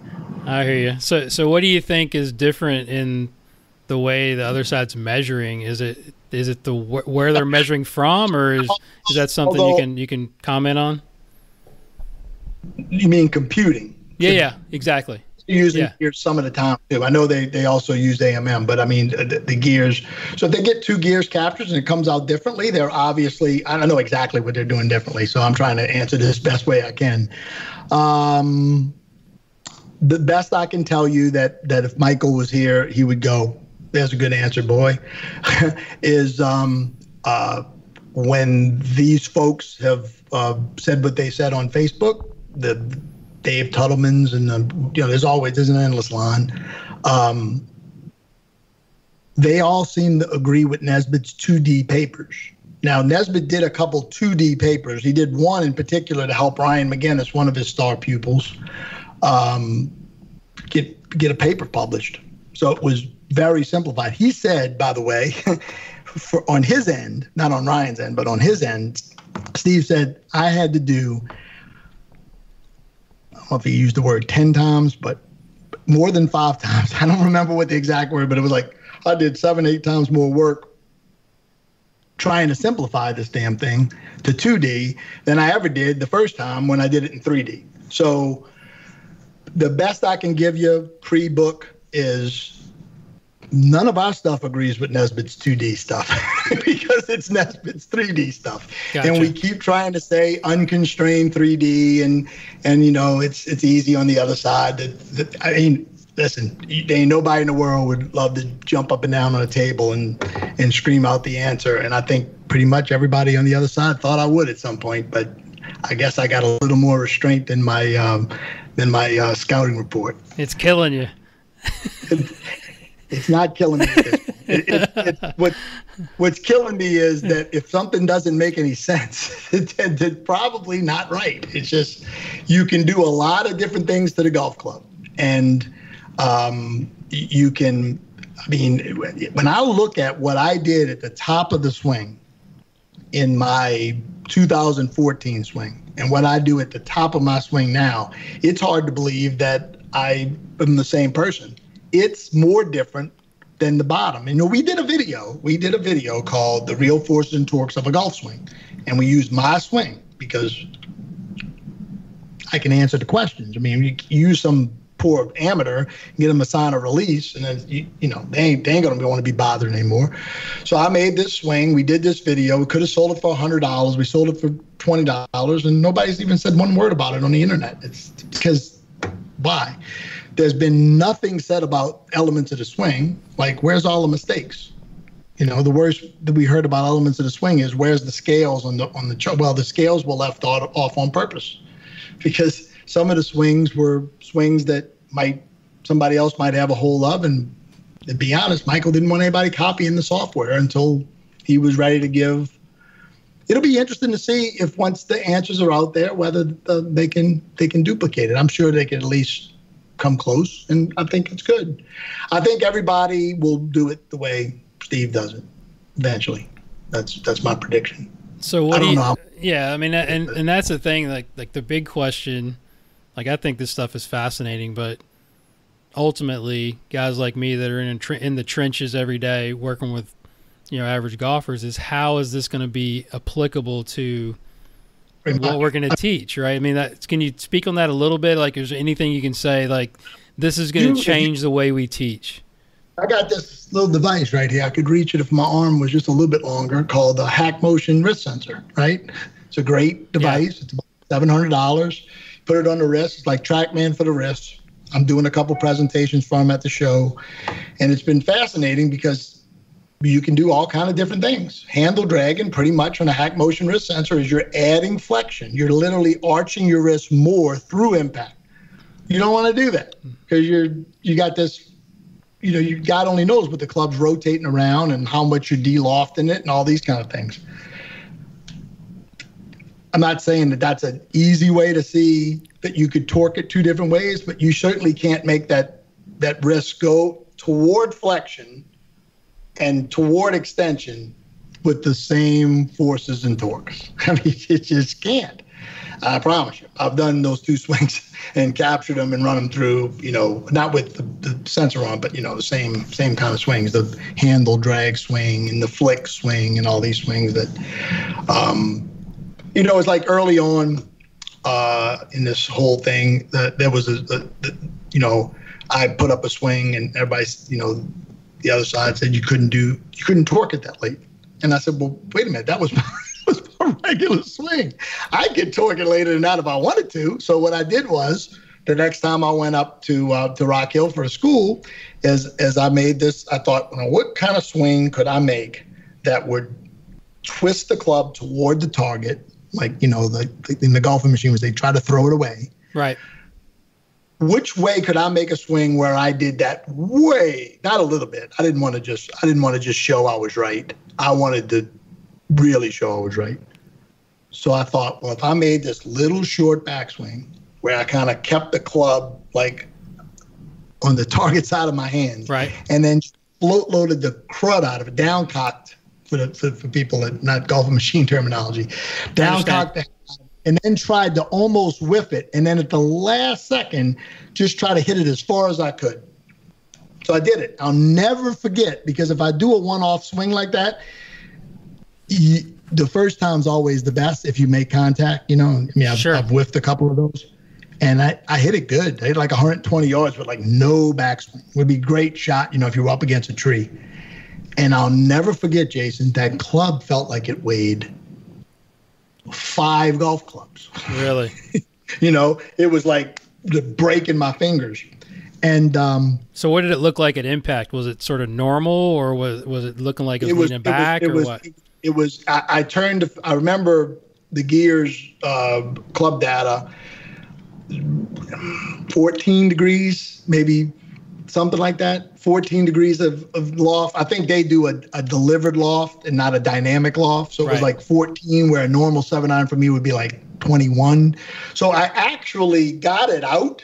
That's why it went 100. Gears said it went 120, and I think we were running the SMT. Mike used to have an SMT in there, and now he's got a quad. But he had an SMT, and it I think it was 120-yard shot on both. Close numbers, and it looked like the shot I hit. And I fell forward doing it. I remember that too. And sure enough, the peak of the torque was later. And then, that didn't help.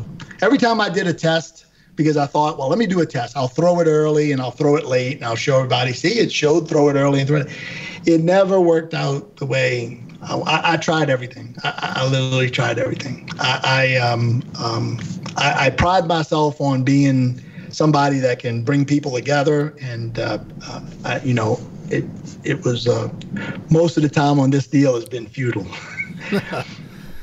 I'll give you one. Here's one for you. Michael does these Jacobs 3D classes. He could call them certified. He hates the word, right? So he just calls it what it is. A Jacobs 3D class. I teach everything about the program. So he just did a couple of them. Sold out. He's done like 85 people, more or less, give or take 1 or 2. There's almost no commentary on that anywhere on the internet. None. Now, I'm sure some people liked it. I'm sure some people maybe liked it a lot. You talking about just feedback from the attendees? Is that what you're saying? Yeah, like where's all the commentary? Yeah, I saw it on one of the forums, but I didn't see any feedback. Yeah, well, here's where the commentary is. Nobody really wants to get attacked. Nobody wants a phone call. Sure, they're not gonna get it from us, especially if they said something good, right? Yeah, for sure. So. One of the things I said, in my full Manzella podcast and again, the thing that bothers us the most, if you really want to know what, from that standpoint, the misrepresentation. And here's one of them. I said, what's interesting is that, and I would have lost a bet on this, is that now the software has been out for 4 years, and for 4 years we've had nobody outside of our system, outside of our little group, bring a tour player in to, get captured and measured. We tell you what the guy did, and off you go. None. And then, people run around and go, oh, they've had we had 2 major winners last year. 2. So, one of them's pretty obvious if you know who I teach, right? But the other one, the person just can't tell you. Sometimes, how this business works. You give lessons to people who work with not just you. They work with other people. Right. And sometimes the deal is, how many people know Dustin Johnson been working with this Alan Terrell guy along with both of the Harmons for all this time? Only me. Probably next. Not that many people. We're friends. But hey, great. Yeah. But I mean, you see what I'm saying? I get it. So, yeah, sure. This person won a major. It was a really big deal. 10 paid lessons, I don't know how he got paid, but I'm sure he was smart enough, if this was a PayPal or a cash, maybe I'll make a phone. If it was cash, you probably can't do anything. But if it was a check, you could just go. But the deal was, so we know it works at the highest level. But it's one of those things where you can't imagine how frustrating it is to tell somebody something like this. On my daddy's grave, this is the same math that's in Working Power. Maybe the only thing Steve's ever changed over the years was the club reversal being the change of direction. Now it's height of the handle. You could do bunch of different things, right? I've heard other 3D people do whatever. And then are you going to set the alpha plane at address or impact? I think in this paper it might have been address, and then we used impact because it just worked out better. We did some swings early. That's all and it's just misrepresented all over the place. But hey, look, man, it's a free country. Everybody's gonna cheer for their own team, and I think at the end of the day, everybody's trying to do their best to get good information. And whether you're a teacher like you and me, to be able to impart that information unselfishly to students and selfishly to yourself. and if you're just a presenter, right, to be able to stand in front of a group of people that paid to listen to you and give the best possible presentation. And I'm sure that everybody in this story is trying to do that. Absolutely. Yeah. And that's me. I'm just trying to get as much information as I can to help my players. And I'm getting great information from both sides. So, I mean, it's hopefully, like I said, after the book comes out, hopefully everybody gets something and we all get better, because that's really what it's all about. With our industry, it's imperative that guys like yourself that are so influential, that we start sharing this stuff with young coaches, because they're the next regime. Yeah, and what I would tell anybody who was new to this stuff, listen to your podcast, you do a great job, and they didn't even know any of this stuff existed, is, hey man, look, if you hear both people's explanation of what to do when the club's here and what to do with the clubs here and what to do with the clubs here. By the way, I want to get this on record. We don't teach people to try to have late alpha. Somehow that's been misrepresented, right? I mean, no, we're just saying Jason Sutton just did it. We're trying to teach people to have as little torque Michael Jacobs teaches the club to be as close to straight up and down as possible. I teach a little more forward lean than he does, but spend most of my time with good players trying to get them to get out of lag. All my students have plenty of lag. I'm trying to get, good player students. I'm trying to get them to get, if you could have zero torque at impact, it would be ideal. Maybe not ideal for an iron, but definitely it would be ideal, pretty much ideal for a driver, at least at reasonable speed. Maybe when you get really high speed, you're going to have to deal off the club a little bit more so that it becomes more like an iron. So that's one thing I want everybody to know. We're not teaching anybody to have late alpha. We're teaching people how to late alpha. So what would you say, like, talk a little bit about some of the application that you have in your lessons? Like, what do you have any tips, like drills, anything any go-tos that would create that situation? And when, I guess, what's the spectrum of when you've got too much lag to where you're saying, is it loft? Is it trajectory, or what is it?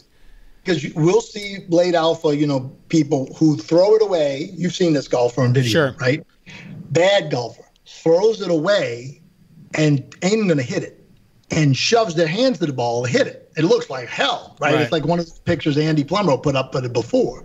Yeah. Some of those guys have a lot of force across the shaft at impact because they needed just to hit it and hit where the darn. Right. So the easiest way to think about this, and the most useful way for a person listening to this who either teaches or plays or both, like you and I, is force across the shaft, right? Down at impact, just straight across the shaft. Just think about it like that. You can apply force across the shaft anywhere in the swing, and it'll have the same sort of result. I didn't mean it that way. It'll have some blowback because there's, resistance and all this kind of stuff. But if you force across the shaft, there'll be some angular response, lag response. That's what lag pressure is in the golfing machine.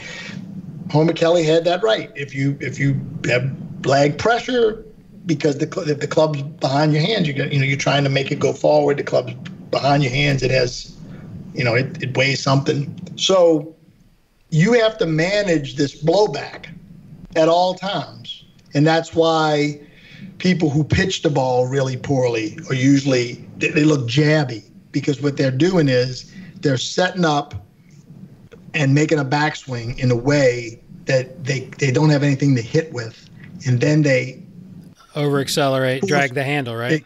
Exactly. And now they have to get rid of that. And timing that on the downswing is very difficult. I agree with that. In the full swing, how many times like people said, "Oh, what did everybody do before we had all this stuff?" Okay. Intuition is a pretty damn good thing for teaching. A quick transition, some people have quick transitions and they're really good, but I guarantee you somebody as good a teacher as you, Jason, a million times you came up with something to slow somebody's transition down, and it made them a lot better. Yes. Because fast transition will force across the shaft, and it'll necessarily not going to overlag it, but it's going to over angular response it, and you're going to have to do something, and you might start doing the something too soon. One of the things that people are going to learn as devices like Hack Motion getting more hands is you're not holding a position. All of those graphs have waves to them, and you're trying to get the waves in the right spot. And so blowback, like pitching, if you just make ideally to me, what you want to do when you pitch the ball is you want to just barely set the club on the backswing gradually. And then once you get it set, if you can take that set a little bit further back and come through transition and not change anything, because on a 30-yard pitch shot, 20-yard pitch shot, you can pull that off. You can flatline transition. Yeah, it's more sequence, torso rotation that keeps it. Then you have time to get it out on the downswing smoothly, and it will de-yip a bunch of pitchers. But you can do that same mistake, that yippy pitch kind of mistake in a full swing as well. One of the other things besides, simple blowback and all that is knowing that you want to start trying to torque the club somewhere in the middle. It's going to help a bunch, But I think isn't it accurate? It's the direction that you're torquing it, right? That's one of the going back to my original question of like what's changed in your teaching. I mean, that's a big thing for me, changing transition. I wouldn't have told anybody. I wouldn't have told anybody. I'm sorry to interrupt. I wouldn't have told anybody to start to throw it at left arm parallel. Now, sometimes you don't have to tell anybody that, but I'm just saying there are people who I've improved by telling people to start trying to line the club up, release it, whatever word you want to use, around left arm parallel or just before. I would have never, when I read Nicklaus said he released it from the top, I'm like, he didn't know what he was talking about. Yeah. A guy like him who really wound himself up on the backswing, I mean tight, because he wasn't built for a long backswing, but he said, I'm going to complete my backswing. That's one of my tenets. That's how he hit it far, too. And then he, stepped on the ground real hard and torqued it, body-wise, put more, resistance or X factor stretch or whatever you want to call it. He probably was explaining what he did exactly. To him, once he transitioned, he was trying to release it and line the club up and restore the radius, he called it, right? And so there's no way I would have ever taught that to anybody. I teach that to a lot of people now. Yeah, that's what my point was. But he was throwing the club, like throwing the center of mass behind him now, like keeping the center of mass behind the hand path. He wasn't throwing it out in front of him. He wasn't tumbling. I don't know if you've ever seen the Mike Malaska story on this. Yeah. But Mike said, and I was standing right there, and I know he's done it on video, so people can just look it up. But he said, so Jack, you always said, you released it from the top, and he did it the way you and I would show releasing it from the top, kind of kept it in the plane, right? Sure, exactly. Are you crazy? No, I did it like so. Jack tried to tumble it. That's what he felt like he was doing. Obviously, he wasn't doing that. There's no chance the club was getting the club. There's no way the club head, the sweet spot's getting outside his hands that early, and he's hitting the ball. That. So it's okay. So let's start with this. We know he said you're going to try to release it. Yeah, I get it. Did he have some lag halfway down? Hell yeah. Yeah, oh yeah. I've got pictures of him where his hands are well forwarded with driver too. I mean, it depends on what he's trying to hit, probably. Simple face on. Okay, hear me out. Yeah. Simple face on view of Nicklaus at left arm parallel. The club head's kind of behind his head. Yeah, for sure. Not way back like a Sergio or something like that behind his neck, but it's kind of over his head. Okay.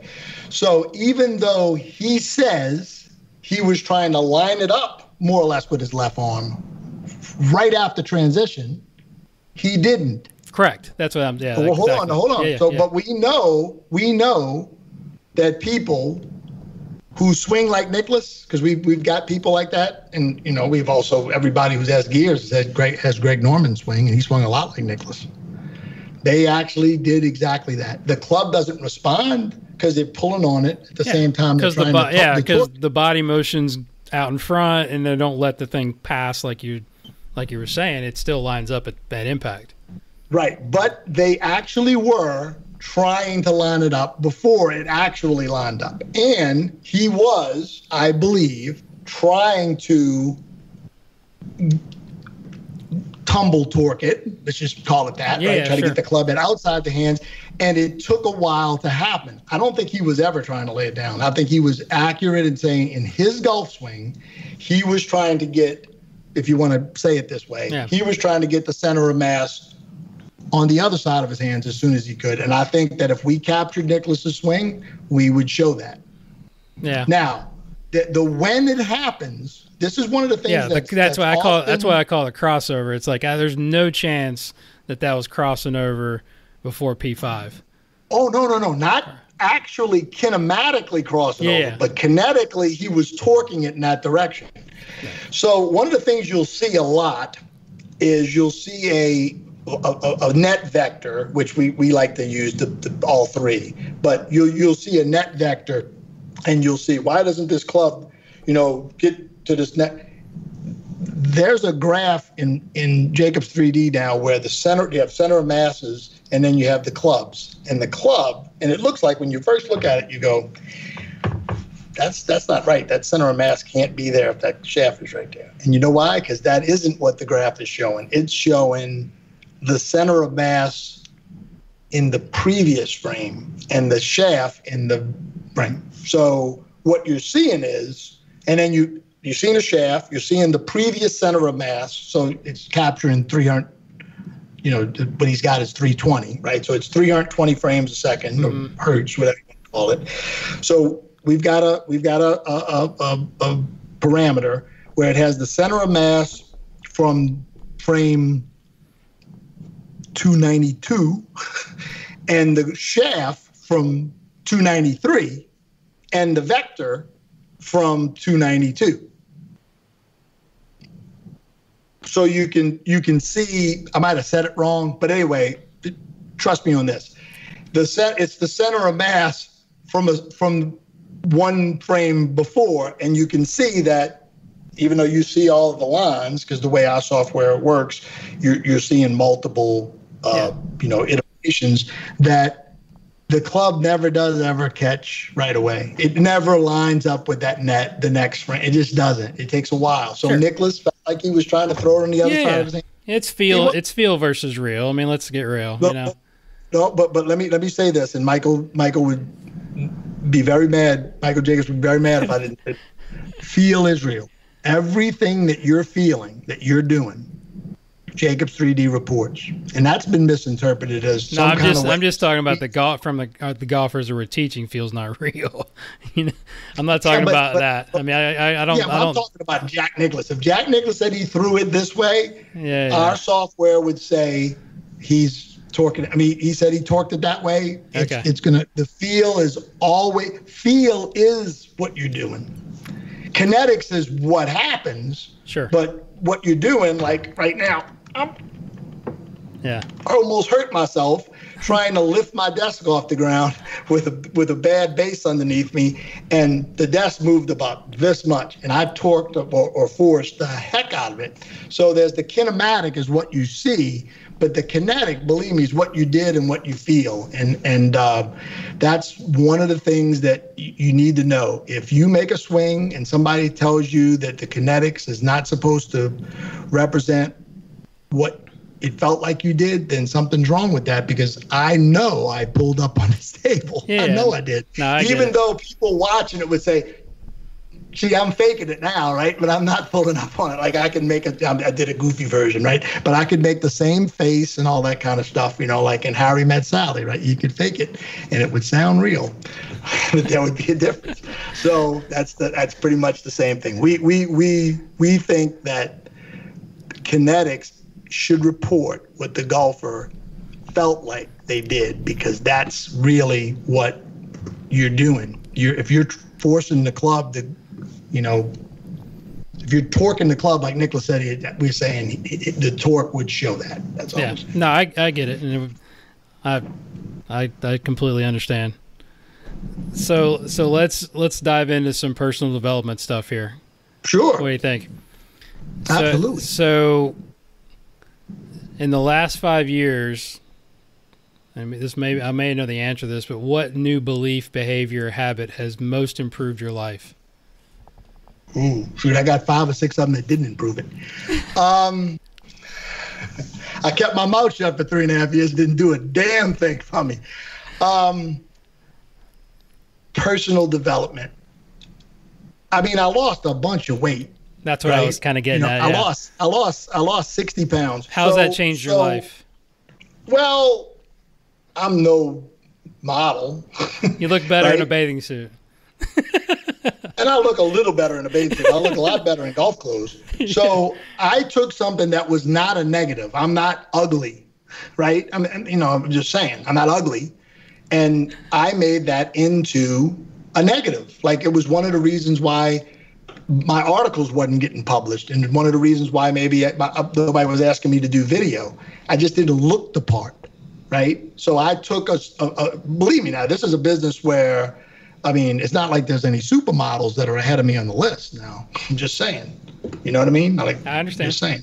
So, and I was skinny for a long time, but, it's easy to gain weight. We've all done it. I've done it a bunch. And so I just, I'm obsessive compulsive, and I got on the right idea of what I was eating, and I'm sort of stuck on it now. Like, it was tough around the holidays for me to eat a little bit extra, and I gained like 2 pounds, and I hated it, and I've already lost a half pound. So what did you do? Give us some details. I just ate less. I ate a lot less bread. Bread will put the weight on you. I love ice cream. I used to eat a little bit every day if I could, and I don't eat any anymore. You could put all the ice cream in 2.5 years in the Saints Cup right here, Stadium Cup.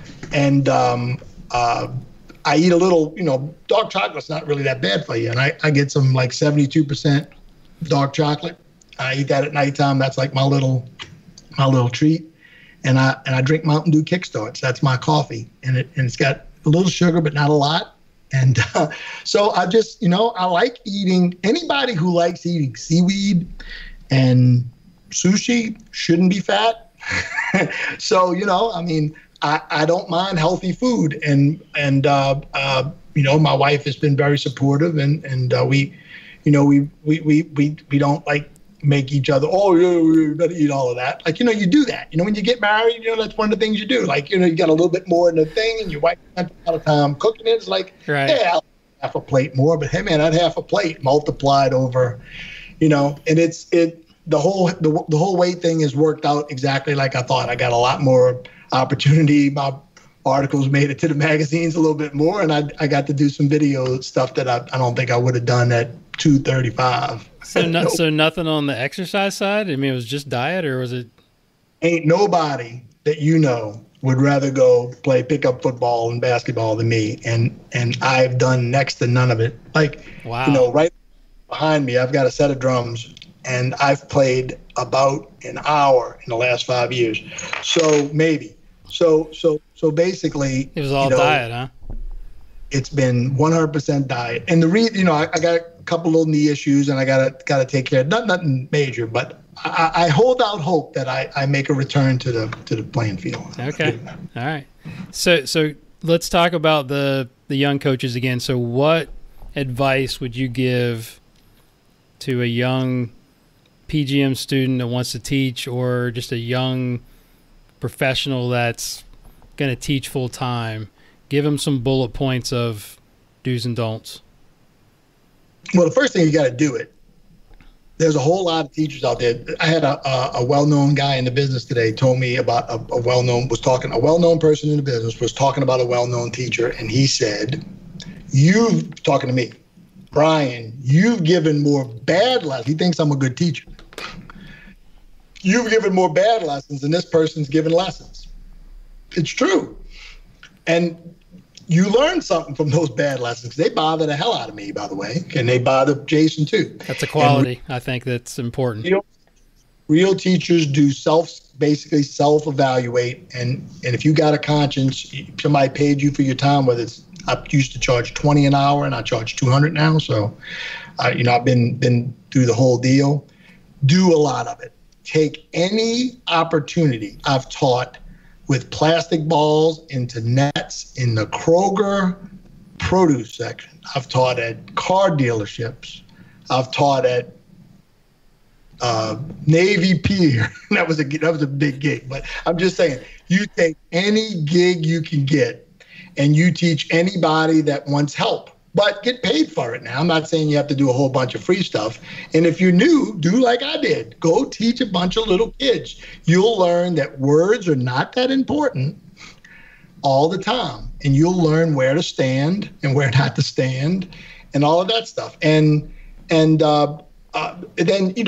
the internet gives you a chance to do what you couldn't do when me and Jason started. That's right. Or when Mike started, when Ben Doyle started, going generations at a time there. Yeah.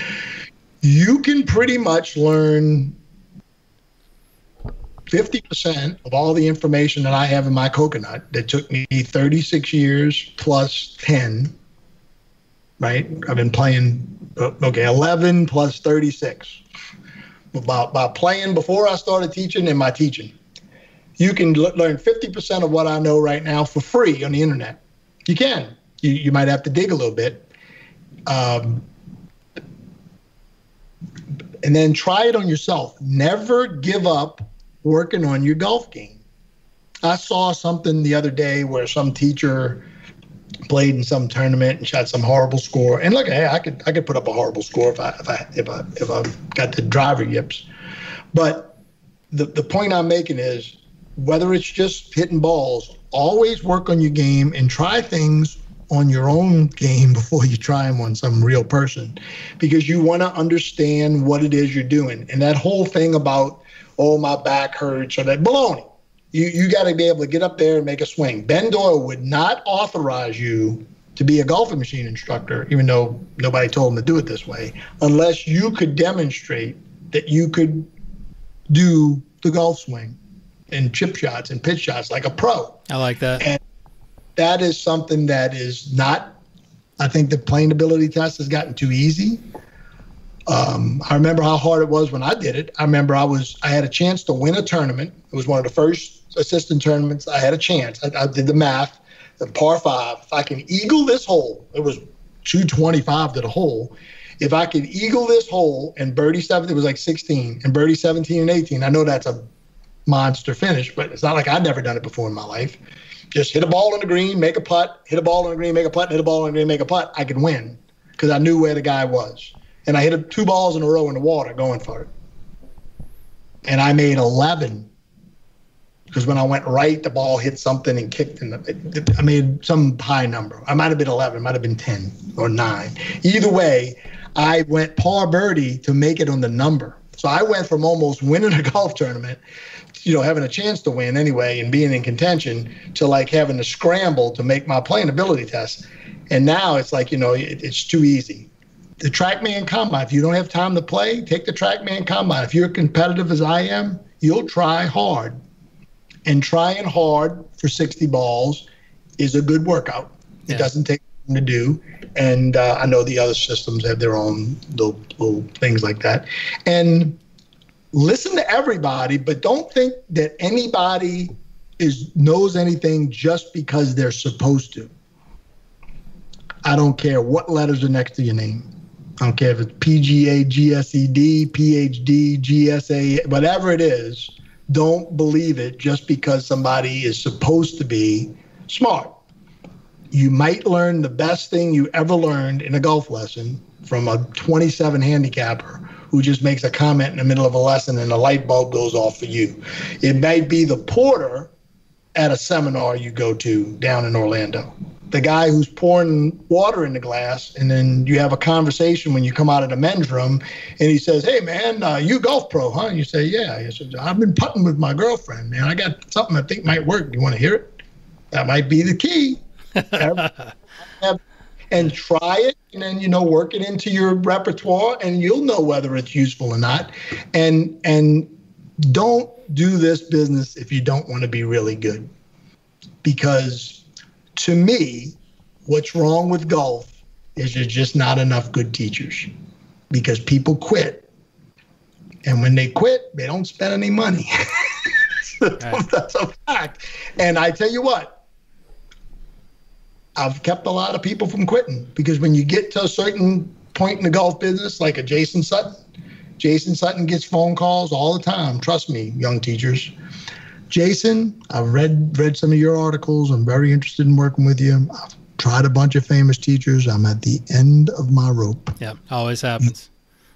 Or I'm quitting. So just think about that. That's a responsibility, not just to yourself and your pocketbook, but to this game. To the industry. Everybody says it's dying, but I don't believe it. But we need more good teachers. So damn it, if you want to be a teacher, be a good one. I like that. That's awesome advice. So when you feel overwhelmed or unfocused, like we all do in this business, what do you do, and what questions do you ask yourself? I wanted to quit about 550 times, maybe 5,000. Usually all I have to do is go online and watch somebody talk about the golf swing, or watch somebody. But what I used to do when I used to not have the internet is we just go to the teaching summit and watch a famous teacher teach, and I would go, I know I can teach that good. That's the only thing that kept me in this business. So this business would have been rid of me a long time ago if people could teach better. I just looked at those people and went, I can out-teach that guy. Now, maybe that's just in my mind, but it doesn't matter, right? Because everything was just in somebody's mind before they could do it, So you have to ask yourself why you're doing this. Are you doing this because you wanted to be a golfer and you just couldn't cut it, and you don't want to go to school, learn something more difficult? That's not a good enough reason, So there's always another place to do this. You don't have to do it at the location you're at. If you're good, you'll build a book anywhere. If you're no good, it doesn't matter if you're on lists. It doesn't matter if you're on the Golf Channel. It doesn't matter if you're more famous than the next 6 guys put together. If you stink at teaching golf, you will not build a book. You could have a great Instagram thing, but I guarantee you when they show up for the lesson, you better sure to hell be as good as you're supposed to be, or you will lose that customer. And maybe you can make enough money on ads on YouTube, but at the end of the day, all the good teachers I know, without very much help, built a good book on their own by just teaching good. It can be done. If you could have a giant billboard with anything on it, mantra, a quote, a saying, like metaphorically speaking, to get a message out to millions of people, what would it say and why? What am I trying to accomplish? What am I trying to accomplish? I just had like 4 great ideas, but I don't know what is my intended goal. To help the most people? Well, yeah, you're the president, and you can like send a text message to everybody in America, in the world. I would have a picture of my grip from behind, so you could see my heel pad was on top of the club and where my left hand was relative to the club face. And I would say, do this first, damn it. Brian Manzella, New Orleans. BrianManzella.com. That's what I would do. That would help the most people, because damn, can anybody they should start every golf show on the Golf Channel. Listen, here's another way I learned to get your heel pad on top of the club, because I've been doing this 36 years, and I think I've fixed the heel pad 93% of the lessons I've ever, and it's not that hard to do. I taught a little girl that was in 2nd grade to do it the other day. Can't be that hard. That would be the number one thing I would do to help the scores go down. If I was trying to help myself, I would say something like this. I'd have a big picture of me like this. and then, smiling. And it would be something like this. There's always an answer to your golfing problems. I can help. Call me. That's it. There's always an answer to all of this stuff. At the end of the day, everybody, let's just say this thing we talked about for a while tonight, the little disagreement. At the end of the day, you can jump up and down, you can make faces, you can make fun of people, you can have movies, and you can do whatever you want. We think that our way of explaining what a golfer does at a club is the best way, and it's correct. And at the end of the day, that's all that matters about your teaching. Chuck Cook said it. Do your guys beat the other guys? That's it. That's it. That's what it is. If your information's better and you tell it to 10 people, their teaching's going to get better. If your teaching ability's better and you teach 10 people, those 10 people are going to get better than my 10 people. It's just that easy. You might not get the opportunity to work with a famous player. It doesn't matter. There's enough. You can grow your own if you can teach. And I can tell you this from the bottom of my heart, I can't wait for the next talented person. I've got my best two, and here's another thing. Put this in your calculator. This is a big world now. Where are you doing this interview from today, Jason? What city? In Charlotte, in my office. Charlotte, North Carolina? Yep. Really? I didn't know that's where you were. Okay, so Charlotte, North Carolina. I'm apparently not doing a very good job of branding myself. Hey, babes. I'm not saying anything here, but just listen. So Jason's in Charlotte. I'm in New Orleans. We're doing this thing, live, but it's being taped and it'll be, on Jason's podcast. So it's nothing now. My face, I'm looking at us do this, whether he puts up any of the video or not. Our faces are there. We see each other talk, and we can do, I can see Jason smiling at me or making a face and going, what is Manzella talking about now? But either way, this can be done. You can give live lessons. My best two junior students are from Poland and Australia. So you don't even really have to have a facility. You just have to have an internet connection. If you're any good, you can help people, they'll find you. Yeah, that's the future. I mean, that's happening. That's why I built this. That's why I built this studio. That I always wanted to have a TV show. That was as long as I've ever been. And, for whatever reason, I've never been on the Golf Channel, not even for 5 seconds. And it's a sore spot, but it's okay. It motivates me. So I have my own show now. I do this Manzella 360 show. It's $200 a year. And sometime maybe I'll do more promotion and I can get the price down. I'd love to get the thing to be about a $9.99 a month kind of thing one day, maybe. And it's a good show because you can participate live and you can ask me any question you want. And I'm hitting live shots. I'm not hiding behind anything like they do on the Golf Channel and they hit into that damn simulator. It looks like everybody hits good shots. I hit bad shots too. You see all my TrackMan numbers and everything. So the point is that the opportunity, because of the internet and because of all this stuff, to be able to do something. I would have never built this studio just to give lessons because it's hot in the summer and it rains a lot in the winter. No one's believe me. I did this because I'm trying to take over the dang world from right here, baby, in the studio in the sky. That's the reason I did it. If you're a young teacher or not you could be an old guy like me. You can do it too. It's going to be a race to the top, bro. Absolutely. I'm coming after you. I got fingernails on the chalkboard. I'm going up the chalkboard, making everybody nervous. Thank you so much for your time, Brian. This has been awesome. Let everybody know out there how they can get a hold of you, how they can reach out and ask you questions. I know you've mentioned the podcast and in your show. Where else can you be found? So me and Michael Jacobs have a Facebook group you can join called Postmodern Golf. And you just search Brian Manzella on Facebook and you find my personal wall, and I put some of the stuff on that. And then my Twitter handle is Brian Manzella, so it's easy to find. And I'm going to start doing some Instagrams this year. That's the new thing. Brian Manzella on Instagram, and they're going to cross them over to YouTube. I haven't done YouTube in a long time because that's what everybody's doing, and I think I can do it better. So we're going to find out. And BrianManzellaGolf.com is my website, and all my contact information is on there. And I'd love to help you with your game or your teaching. That's what I do for a living. Thanks so much for coming on. Thanks so much for having me. Anytime, buddy.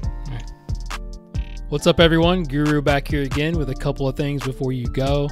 First, big thank you to Brian Manzella for coming on the show and sharing his side of the Alpha Wars story and sharing some things that you can apply to your teaching and your life.